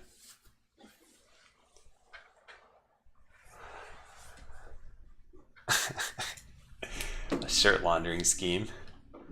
I funneled a bunch of shirts in other people's washers. Alright, so smart number I think sounds pretty good. I can't get a link to that. Smart numbers are used for comparing how a number has changed over a given set of time period. Hey EJ. Yeah, I lost billions of dollars. I had literally a billion people come to my Twitch stream, all offering to spend money on 2 or 3 shirts. They didn't specify, so I'll only sue you for 1 billion. Number something rate increase is bad. Yeah, sure, this is fine. Progress bars. Oh, nice. I wonder if we could boil user retention down to just a progress bar. Probably not.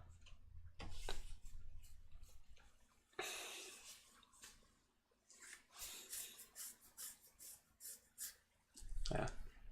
Gauges.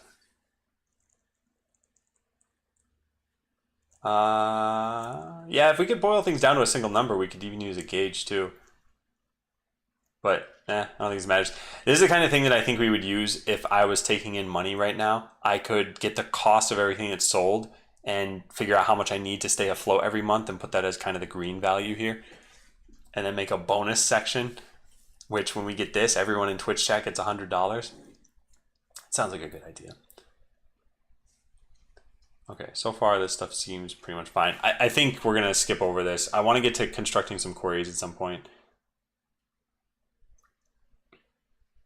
Yeah. Okay, so is there anything else in the documentation that I should look through that I haven't looked through already? So we got down to visualization, which is here.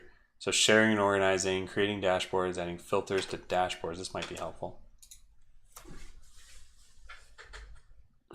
Time to make more Twitch accounts. Time to set up an actual ViewBot network.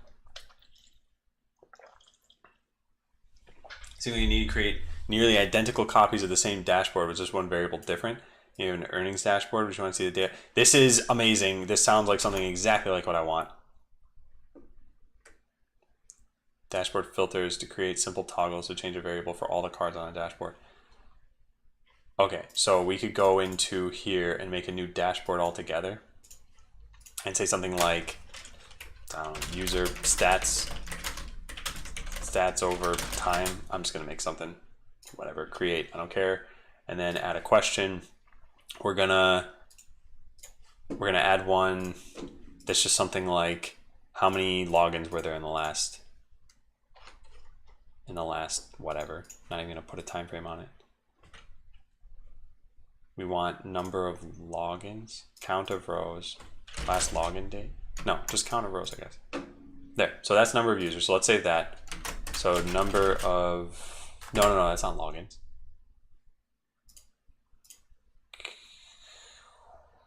What?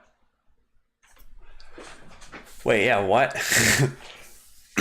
This would be number of users who just exist. And if I pick a time, this probably won't work the way I want to.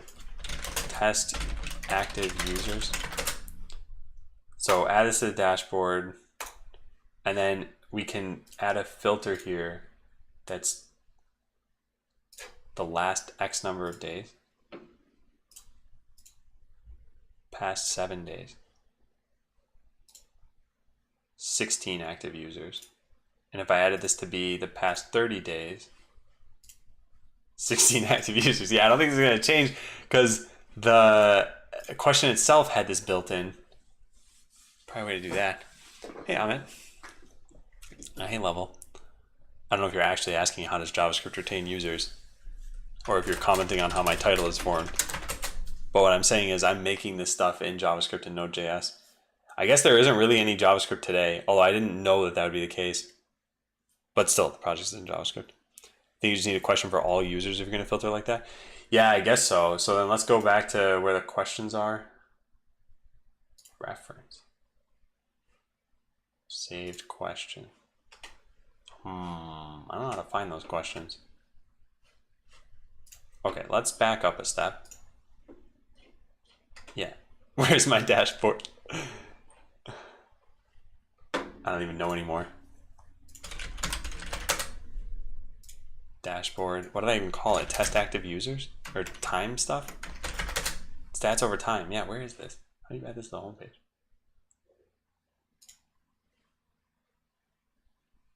Oh, I have collections of dashboards, so it would have been one of these. Aha. Okay, I found that. Unfortunately, this doesn't really help me because I don't know where my question went. Hey, Extreme Skills. I've noticed you now. Well, that was fun. Now I have no idea what I'm doing. Yeah, I could have sworn I'd added a question to this. Maybe I didn't. Let me try this again. So I would do botland users. Also, is there no way to select from this thing?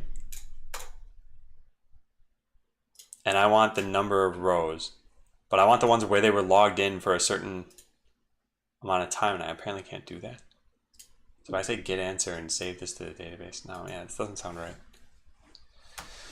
Well, let's keep reading about this then.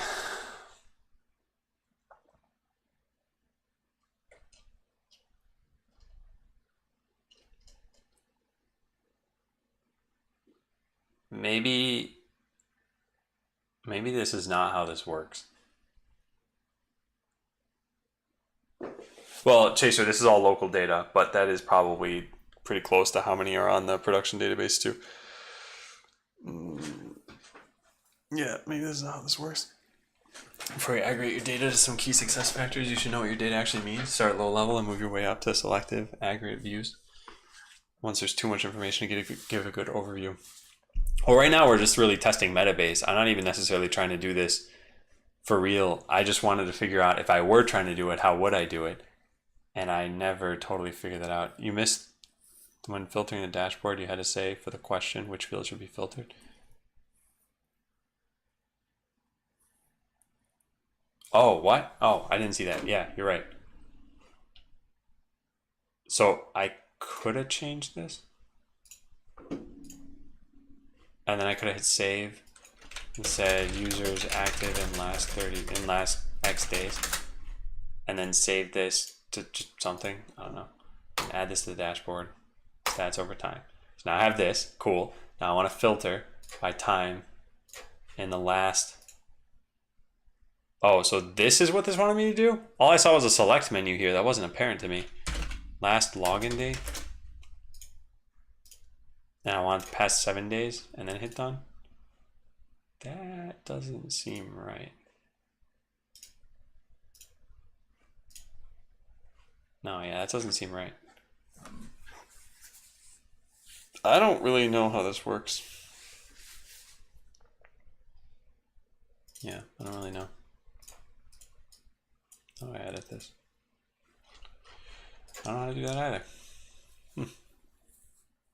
Took you 2 weeks to build a 9-page website. Is that normal? Yeah, could be. All depends on how complex it is. Because it's built in, I'm talking in general. Oh, yeah, but I don't know. Is this even a way that I could do what I'm trying to do here? Like, because one of the things I thought I might need eventually, I keep saying that I wanted to drill things down, sort of like I did here. The last hour, the last day, the last week. And yeah, it sounds like what I would normally do is create a bunch of different questions when it sounds like I could just change the filter for this stuff. And yet I don't know. You can't filter by time if your query is already filtered by time. You can, but remove the time filtering. Yeah. So that's what I got to figure out how to do. So let's, I guess, save this dashboard. I don't know.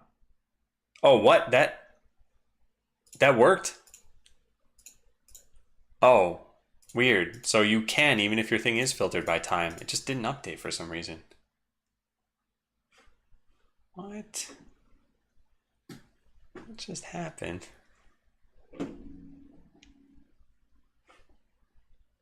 You guys saw that. It updated now, but I was clicking done at the top of the page and it didn't do anything. Weird. Okay. So that's a really important feature that they have. I just don't get what I did wrong.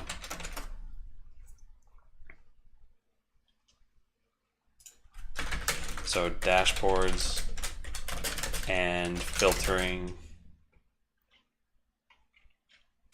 and making the most out of a single dashboard. Did I apply the filtering? Maybe it's that, but I don't know how you could.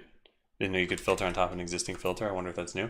Well, I guess the way we would test it is if we pick a date, if we pick a range bigger than the existing one. So we pick the last year. Okay, that's weird. Past 30 days has 15, so how could the past year not have at least 15? I don't know what's going on anymore. Oh, wait. Oh, yeah. Okay, no. So you can't exceed the range. I see. So this is limiting it to within that range. I gotta write that down. Yeah, so it should be here. So if you find yourself wanting queries to be over many different time ranges, e.g. last week, last month, last year, then you can filter on the entire dashboard. I think not stacking filters makes it easier. Oh, I totally agree. I want to figure out still how I would have done this if I knew what I was doing. Here it is. Okay, so it's putting these both on here. And what I want, I guess, is to get rid of this. Oh, I think I understand. So you literally just make total number of users and hit save. And let's just say replace original, sure. And then when we go back to our dashboard, so now this is the total number of users. And we want to change what this is filtered on somehow. How do we do that? How do we do that?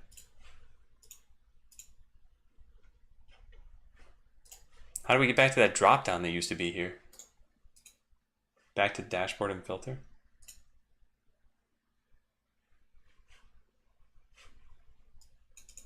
I'm in the... You guys get rid of this? I don't know what I'm doing now. Huh. Okay, well, let's go back to stats over time dashboard, even though I'm there.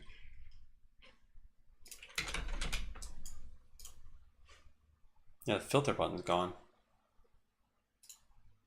Oh, there it is. Oh, you have to hit edit? And then relative date remove, I guess? Add relative date, and then select here last log date. Okay, I finally figured it out.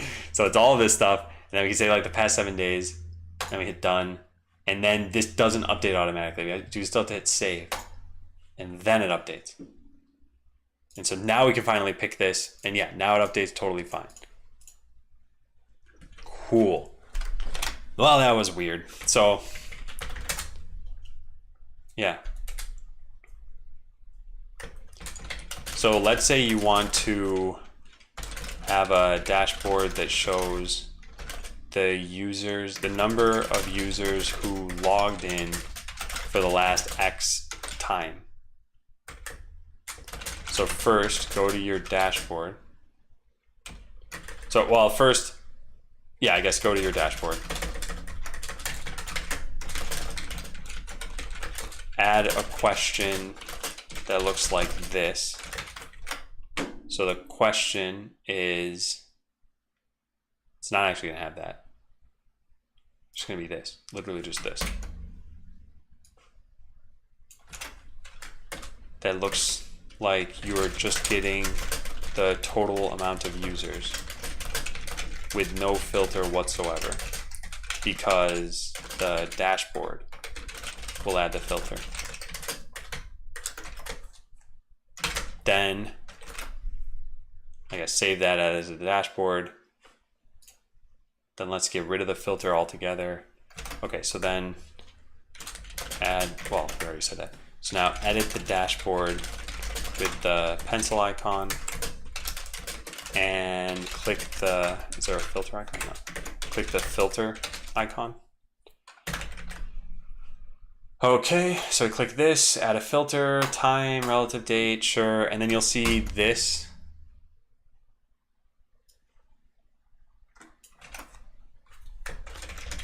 You'll get to pick, I chose relative date. You'll get to pick a date. Actually, I should take a picture of this whole thing. Some way more advanced queries containing, for example, duplicated filters, more advanced. You can't use the dashboard, and that's when you want to have them in the question directly. Yeah, and I'm not sure how much I'm going to be using this anyway, but I want to at least know how to do this. You'll see this UI. The top part lets you pick a date for the whole dashboard. The bottom part shows a select dropdown that lets you filter for the individual query. So in this case, since I want the number of users who logged in for the last X days, I would pick last login date from that dropdown. So then it would look like, I don't know, this and this.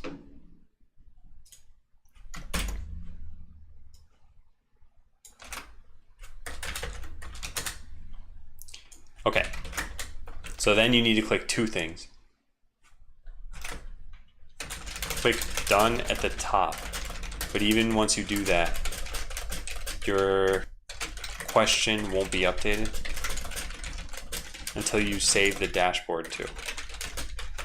Right, so we click done, and now this is too high a number. Now when we finally hit save, it's gonna update to 6.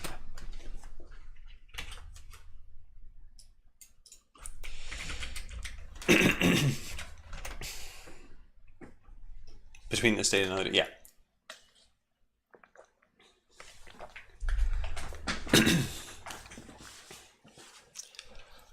Yeah, I think this is really good to have tried out here for sure. So dashboard filters. No, wait, they have date range, Hideo. You probably can use that. Yeah, you probably can. Let's try that out. So let's say we just wanted users and we just say get answer. I guess we just save this. And then we want users who are within the last, like, between 2 months and 1 month ago, I guess. So how do we get back to the dashboard? So this was already made fine. Now let's add in a new filter that says date range. So we could say, and I don't actually know what the value of this is. Oh, can we just like select them? No, we can't. Oh yeah, you kind of can. Okay, so let's say we pick, I don't know, the first 10 days of May. Hey, living in a wheelchair, and thanks for the raid. What do you stream? Oh, welcome everybody. Hey that onion. I'm working on a game called Botland for anyone who's new to the stream. And if you go to bot.land, you can find out more about the game. You can play the game. You can download the apps. You can just play it in your browser. It's nothing you really need to download at that point. You can just be in the game. And what we're doing right now is working through Metabase. One of the problems that we've had is the user retention has been really low for the game. So I wanted to find out why is it low and has it improved at some point. And so we're just kind of testing out some Metabase stuff. So I'm going to try this.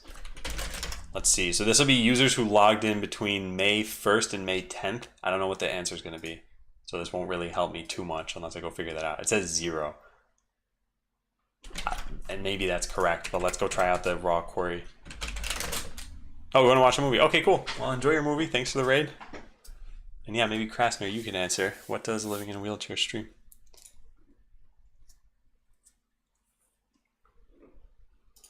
So if we do select count from users where last login date is greater than, I don't know, now minus 19 days, and last login date is less than now minus 10 days. That gives us 8. So I think this might be wrong. have a get history for cards and dashboard. Useful if you mess up or want to check an earlier version. Yeah. Let me see. It says last login date. It says past 7 days and it's between these, which is never, you can't satisfy both of these. But how did this one get here? Do I have, oh, I have 2. Whoops, you doodle. Okay, yep, nope, there it is, 8. We did it. We did it, chat. General life stuff and tech related stuff, a real peek. Oh, nice. Okay, cool, yeah. I will add this to my list of stuff. Okay, cool, so you can even do this with date ranges if you want. So you could get logins. This is actually really powerful then. In the between 3 and 2 months ago. Yeah, so we could take a look at all these other ones that we have here. So there's relative date, date range. What else do we have? Also, could we have modified these for both? See, the problem is I don't know how to. How do we, ooh, I see. So this is set to last login date and this is set to last login date. So we could have them be different things. That actually is really powerful.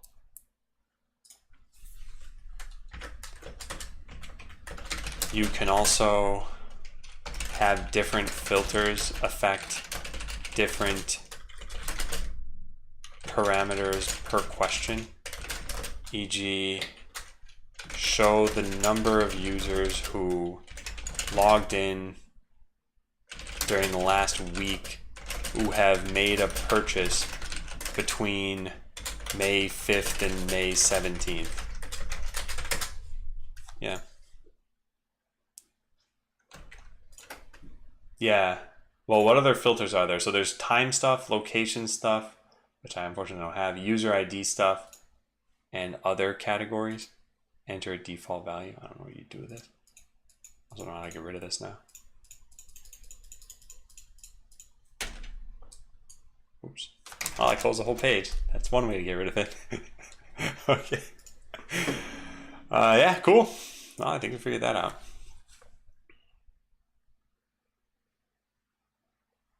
Yeah, and I guess we just figured out what they were about to tell us.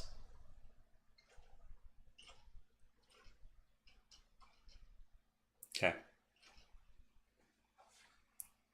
Man, that's the second time this has happened. What are the odds that that happens twice in one stream, yet I've never seen that in any other stream? Google gives you base 64 sometimes. Oh, that's the answer then. Okay, it's Google.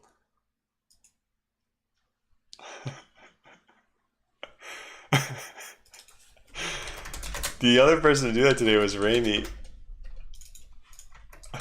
This is so goofy looking.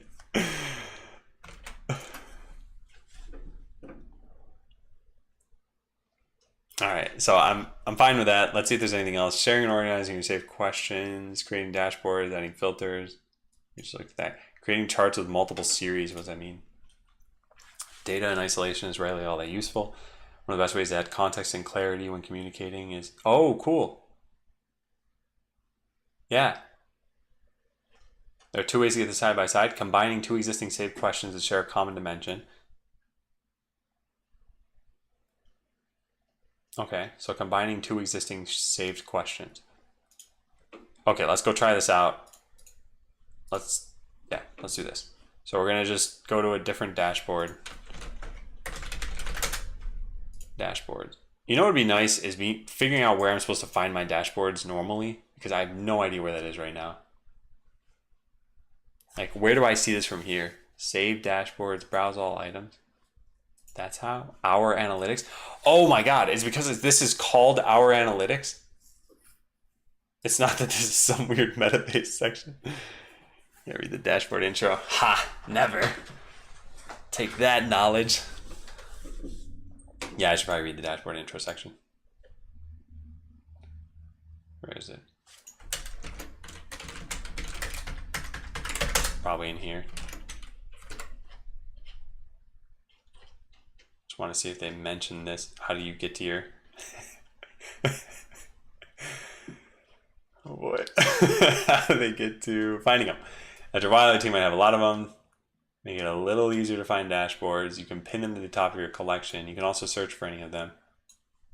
Yeah, but you'd expect to be able to see them all, I guess, at some point. Hey, Crazy Studios. During playing, I realized it has an extremely long tutorial. Isn't quite user-friendly. I believe the introduction to the game needs a bit more polishing. Just a friendly opinion. I shortened the tutorial and give more visual aspect. Yeah, there's gonna be some updates to that in the coming weeks. I think the tutorial it's undergone a lot of different changes over time, and I think it's still not really hitting the mark, and I got to figure out how I'm going to do that.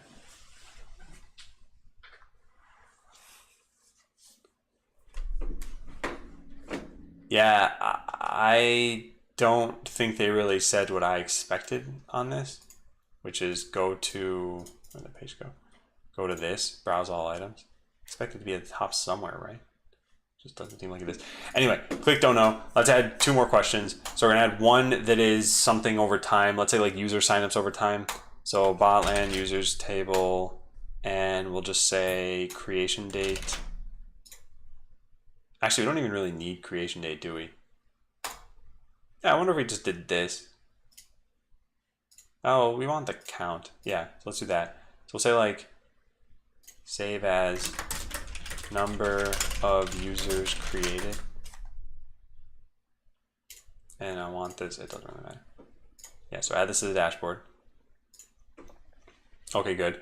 So that's number of users created. So we want a graph of that combined with a graph, excuse me, of, let's say, I don't know, battles started.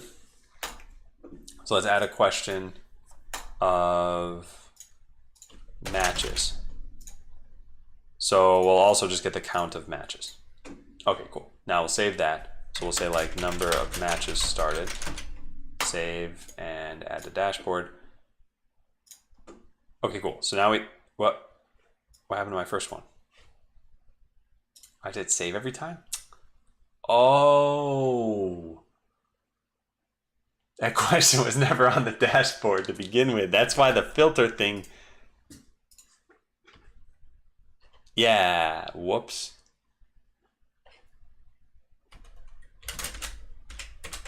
Unless you already added a question a while ago. I don't think I added it to a different dashboard. I think I just never saved it. So if I hit add a question right now, it's gonna be there. Number of users created. And then I have to hit save at this step, which I did not realize I had to do. So there, that's perfect. Now what we want is a filter based on these things. So I'm gonna say in the last month, I guess. And this is gonna be the started at date, start time. No, season. No, it should just be here. Matches start time. Okay, good. And then this is gonna be created at in users. Cool. Now we're gonna select this for the last 30 days and just hit done. That is not right. We do also have to hit save apparently. Okay, yeah, never mind. Yeah, so we did have to hit save there. Okay, cool. So now we have both of these things, and now we can follow this. So add a question with a dimension like time. While in edit mode, hovering on the card will show edit data. Click this button to start adding series that you want to compare.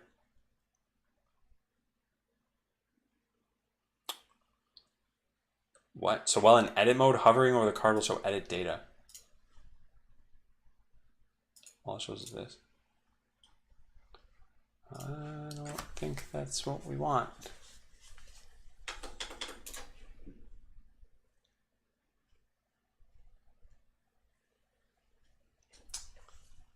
Yeah, maybe because these need to be a different visualization. Can we change it now? We probably can. Let's cancel this. Let's go back to here. Let's make it a... We can't do that.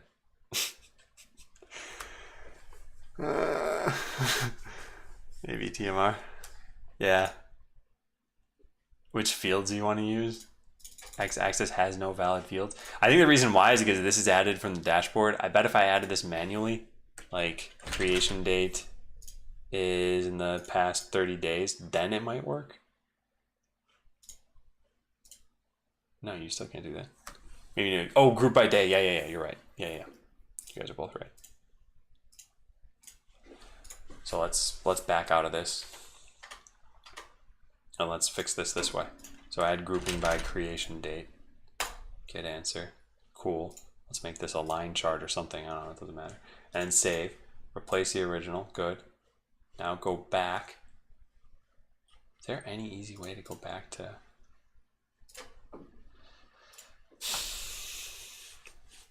Hey, Kill. Killbo. Nice name. Okay, here we'll do the same thing. So this will be creation. No, this won't be creation. This will be start time. Get answer and make that a line chart. Okay, cool. Now save that. Save. Good. Cool. Whatever. Go back to our dashboard. So now we have both of these, and now apparently if we go into edit mode and hover over this, we can add this. I just thought tracking would work. Hovering over the car will show edit data button. It did not. I see an add button. I don't know what that does. Oh, that's edit data. Then what do we do? Click this button to start adding series you want to compare. Oh, cool, we did it. We hit done, and then what happened? Oh, all right, that's that. That wasn't too bad. Hey, Sally. Is this like productivity software? This is Metabase. This is what's used to take a look at stats and metrics that you might have in a database. And it's software that I think is supposed to be targeted at like non-technical users, but users who definitely understand the data that they're dealing with. So what I want to use this for is to help improve the retention rate of players in the game that I'm working on. And that means that we need a bunch of these different queries that I had written out. Where are they? Yeah. So I have things like how many user accounts were created, how many people logged in. And yeah, we're just kind of messing around with the software right now. And then I will eventually add in the different kinds of charts that I want. And then I'm hoping to get this done today. It won't all happen on stream. I'm hoping to get this done and live today. And then I'm hoping that by tomorrow, I can show you guys at least part of what's going on, because this is going to eventually involve the production database. So any aggregate data, I can definitely show you guys. But any specific data, like if I was like which user did something, I can't show you guys that. Take care, Chaser. Hey, Glitch. So this was pretty easy to do. And it's nice that we could, I guess, just change the relative date now at this point if we wanted to, and everything would be fine. So if we cancel out this and we say past 30 days instead, past 7 days, yeah, it just updates this stuff.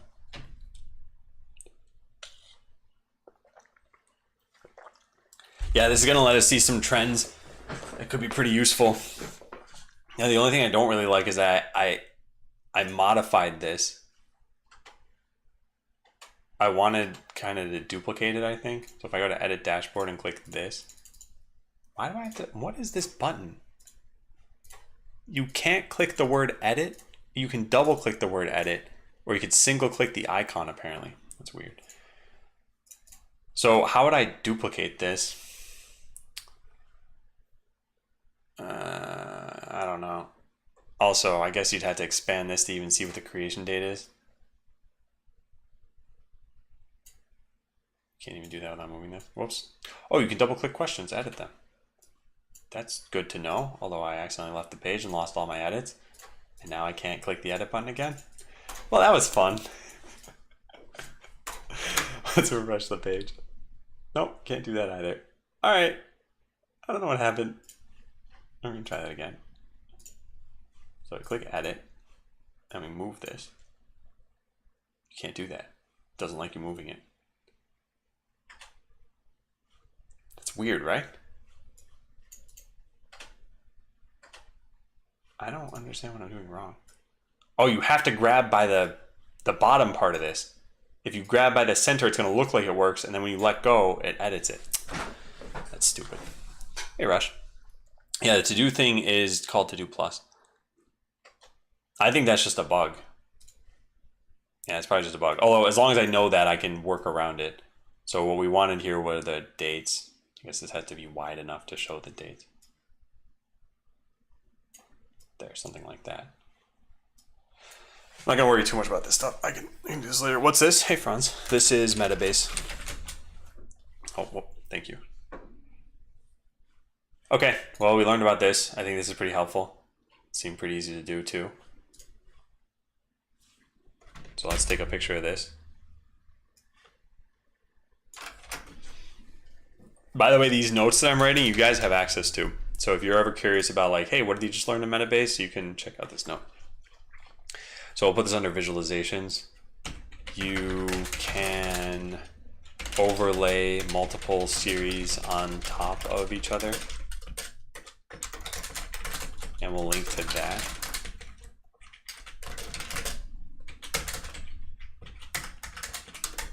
This is done by taking at least 2 questions with the same x-axis,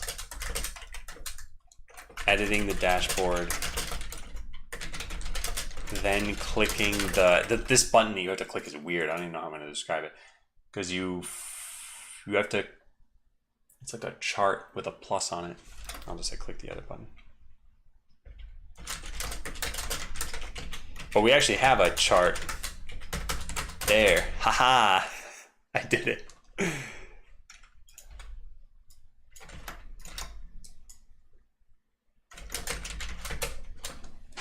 There you go, chat. You guys can click that button now too. Just press that on your phones and yep, you see? It just went to edit on my own computer. So you guys can control that through chat now. It's the power of Metabase. So yeah, we got all this. I don't think I care too much about the other thing. Combining number charts. If you need to compare single numbers to get a sense of how they differ, Metabase also lets you turn multiple number charts into a bar chart. I don't think I care about that right now. I think you want to say add chart to existing chart. Yeah. Hey Mantis. Creating a multi-series visualizer in a query builder. What is that? Creating a new question, you can also view the result of the multi-series visualization. You need to add 2 dimensions. Use an aggregate that isn't just raw data. I want to see which service is referring the most people to our product this month. And this stuff is crazy. Okay, let's see what else there is in the documentation. I lost it. Here it is. Okay, so pulses, I think I'm going to ignore for now. I think this would be maybe good to have, but given that I'm going to be starting up the process on demand, I can't even really have pulses work. And that's kind of how this will work too. Get answers in Slack. Some helpful tips on building your data model. And getting alerts. So these 2 things are the last ones that we still have to look through. So let's look through these. Data model reference. Get a data model reference in the question builder. Click on the book icon in the top right of the screen. So let's go back to this. The book icon is reference. And then what do we do with this? After clicking the icon, data reference sidebar will open and list a database you have access to. Yeah. Oh, so if the developers wanted to write a description to the people in marketing or something like that about here's what these things are, I guess they'd do that here.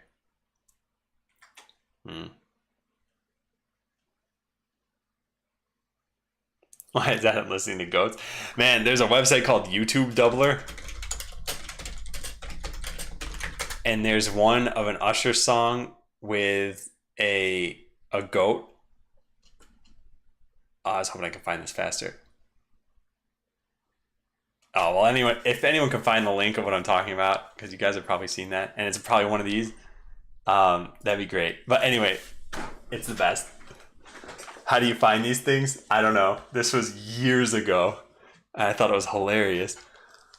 I'll write a note to myself that if someone doesn't find it in chat now, find the Usher plus goat thing and link in Discord.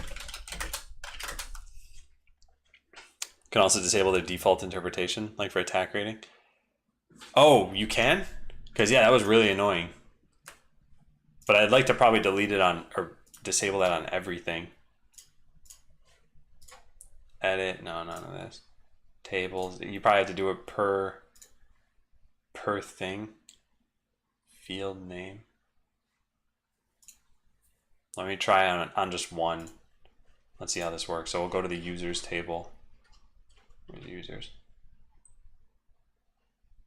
I don't even see users. There it is.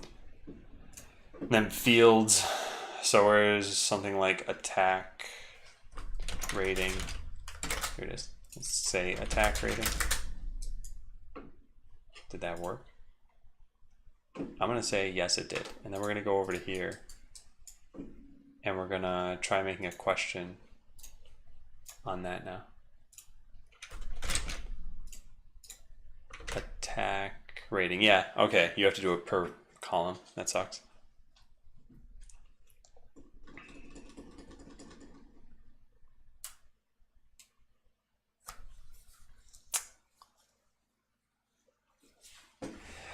Or maybe there's a setting that's site-wide. It's not here. Admin? I don't know why it'd be here.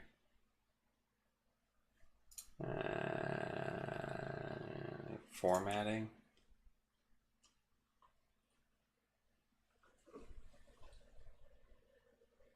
Yeah, there's no way to just change that. Man, that's too bad. What's this stuff?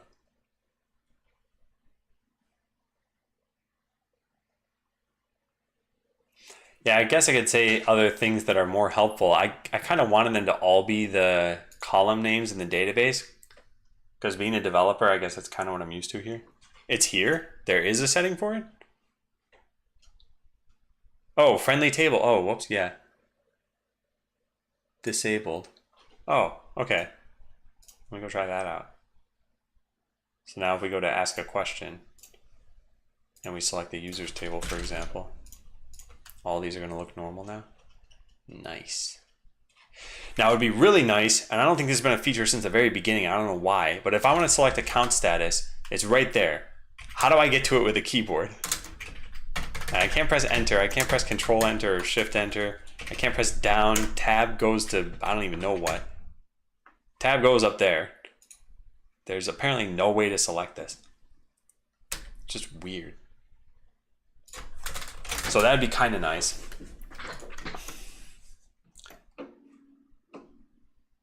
But yeah, let's go write this down. So how to run overall usage. As a developer, I like showing the column names exactly the same as they are in the database, so that Metabase doesn't do weird things like turn, what was it doing? God, even show what this was doing, I have to change. So it was in settings, admin, general, then this. Settings, admin, general. And it was friendly table and field names disabled. So if I enable this again, and then I go back to a query builder, man, it's a lot of like little things that are kind of annoying. Like there's no way to just get back to my database from there apparently. Then we go to ask a question and we take a look at the users table. And yeah, it says A space TK space rating, which is weird.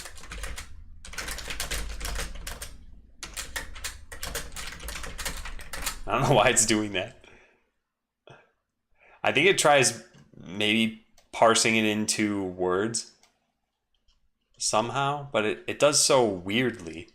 Like there's an AWS table that I have, like connects turns into KNEX. I don't know how they came up with that. I had that written down further below. Oh man, I do. Thanks, Rush. Yeah, I started formatting my notes a little bit differently after doing this sort of thing. This is in 2017. Now I would put this all sort of at the top of a note. Yeah, when did I write this? Yeah, halfway through last year. Well, it looks like the panels changed anyway. Yeah. Because all this stuff should kind of just be in basics. Like this doesn't matter.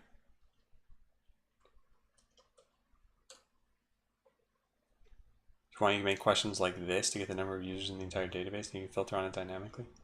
Yeah, I have this written down. I have this down here now.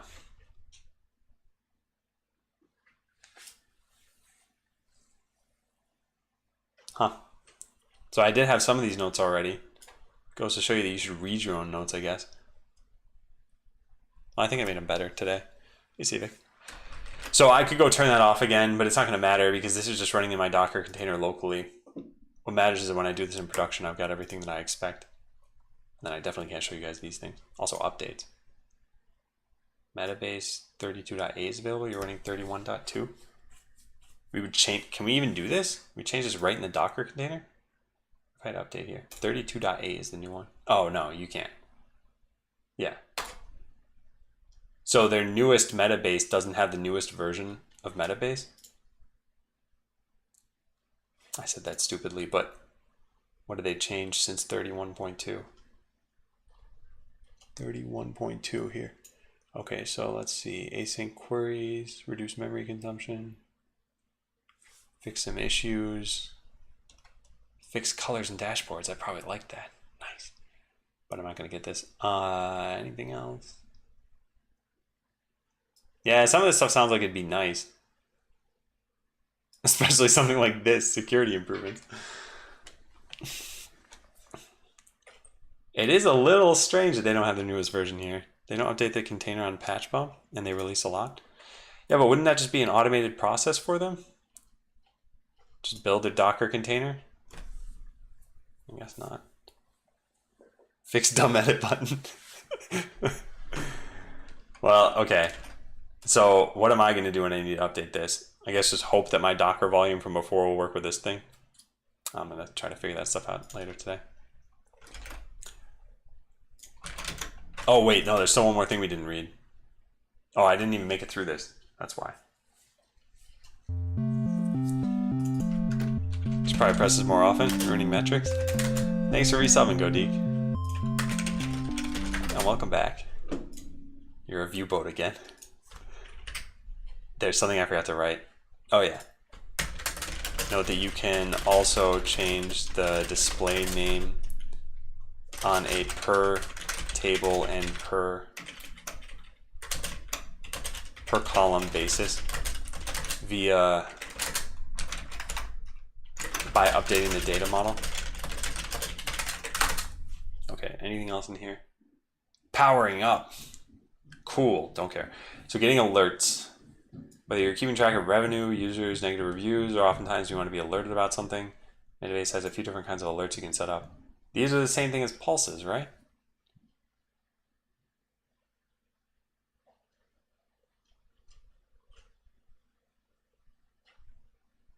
No, maybe not.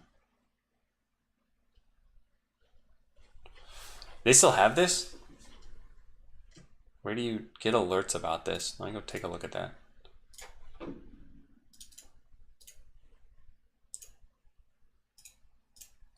Sure, save. No, yeah, it's just the pulse stuff. Configure email, configure Slack. I thought there might be something in Metabase we could have a pop up a big warning or something. Yeah, that's auto hotkey hot strings. And I think they're amazing. I think the longest one that I have for something I type pretty commonly is environment variables, and I cut it down to just 4 characters with EVs. So I think it's pretty nice. Issue they have is that the tool is huge. Most people use it for free. It's amazing. Not enough maintainers. I see. Yeah, this is actually something that is kind of funny about products in general. If a product that's free or that's made by a small team gets to be big enough or good enough, people will just naturally assume that, oh, they have infinite resources. So it's funny because I look at games like Undertale, which was, I think, solely developed by Toby Fox. And then I think he did a lot of pretty much everything else, like all the music from what I understand. And yet I've watched a bunch of different streamers play the game and they're like, oh, the devs for this should blank. And it's like, well, there was only one developer, but I guess because the game is so popular that people just naturally assume there's a team behind it, or like a large team behind it. And yeah, same thing here. It's like Metabase is good software. I like it so far. And I've seen it evolve over the last couple of years I've been using it. And it looks like they're just adding good features and generally staying on top of things. And so I just assume, oh, well, this is probably some giant company. It's not. Hey, Deadbeat. Yeah. So I think this is good. These are the kinds of things that are going to really drive the next few weeks. So for anyone who's just dropping in now, I want to share what's been going on. So as context to this is this document, excuse me, that I have here. that I share with you guys. But in general, the problem that we've had with Botland in the last several months is that user retention is really low. So the way I've been kind of tracking it, if you take a look at the marketing progress command, it links to the very bottom of this large document. I'll let this load on my screen so you guys don't have to load it. Hey, Cyberbunny. I really liked Undertale, by the way. Not a lot of good tools are free. Yeah. So all the way at the bottom of this document, I've been keeping track since I believe February. Yeah. So it's been 3 months and 17 days since I started keeping track. Every week on Sunday, I try to post in, here's what the stats are that I was keeping track of. So you'll see accounts created 84, accounts created 62. Then we added in guest accounts, and now all of a sudden there were lots of guest accounts every week. And on average, this is not an exact average, but there's something like 200 new accounts per week. And so you can see the number of user logins on any given week too. The number of returning users is this number minus all these other ones. So for example, here there was whatever, like 260. So here there were about 49, something like that, returning users. So 49, I wanted that number to get up to about 500. Now at first, for any game, you can't have more users returning than you had created. But at this point, 200 new accounts every week, 200 new accounts, 200 new accounts, you'd expect there to be a slowly increasing number of returning players. And yet we're not really seeing that happening. So these stats on their own are not enough to give us insight into what the problem is. In fact, I'm not even sure if they're really enough for us to know if there is a retention problem. I think it is enough for us to know. But still, I wanted to greatly expand how this would work. So that's why we looked into Metabase today. And Metabase, I didn't fully configure it all, but just to kind of show you guys what we had in the end here is there are some dashboards that I'd kind of created that we can take a look at how these things work. So here, if I wanted to, I could set, I could just delete this date range and say how many users were active in the last 7 days and just change this on the fly really fast and get these sorts of large dashboards that'll tell me a ton of information. So for example, I could just click this and get lots of stats. So here users that were created, here are users based on their attack rating or their whatever else, tons of different pieces of data. So what we're gonna do is use this data to find out, is any of the stuff that I'm gonna work on in the next few weeks actually having an impact? So when it comes to what are those features that I wanna work on, those are the things that are kind of talked about in that document here. So things like a mode that doesn't involve scripting. Will that improve user retention in Botland? And so we need to be able to add the mode, of course, and design it and everything, and we might start working on that tomorrow. But then we need to know that it worked. So that's where I'm going to log into this dashboard and figure it out. So I'm excited. I think it was a lot for me to just kind of admit that, like, yes, there's a problem. I can't just keep continuing along this path. But yeah, now that I've admitted it, I think there is only upside now. We're just going to keep improving stuff and hopefully users will like the changes. And that's where, if you guys are new to Botland, if you've never seen the game, if you played it every single day for last year, whatever experience level you're at, still any changes I make, I think would be really cool to test and get some feedback on.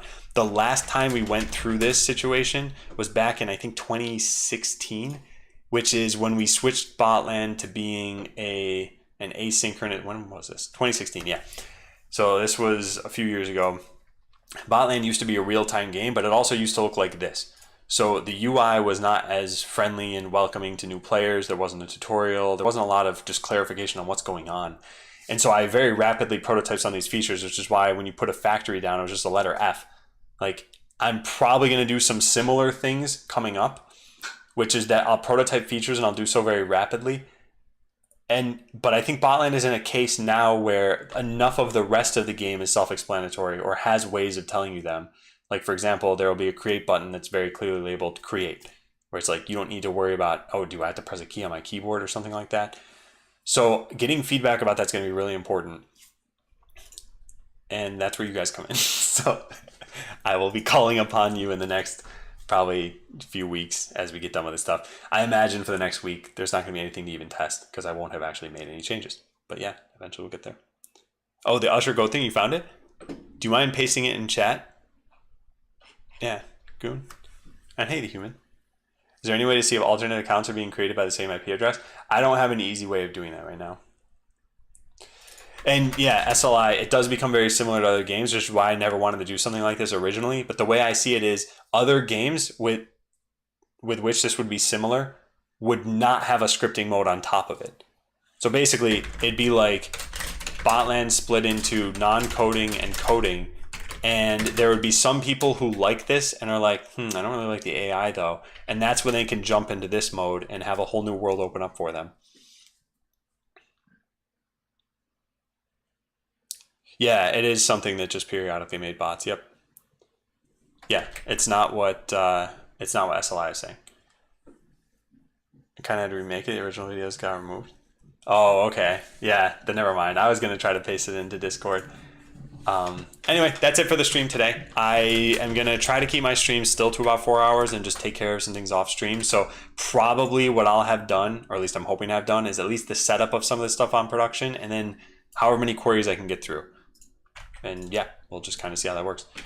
So as always, if someone's streaming Botland, I would like to host them. And we don't have anybody streaming Botland right now, so I'll host somebody else.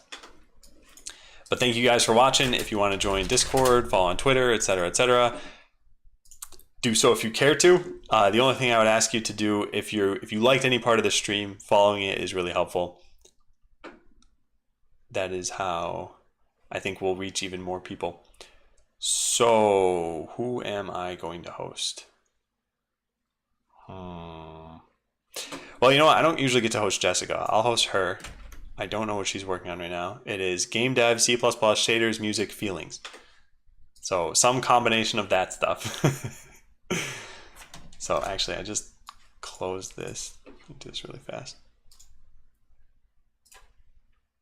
I lost her stream. Oh, there it is. Okay, yeah. See you guys later. Thanks for watching. See you tomorrow.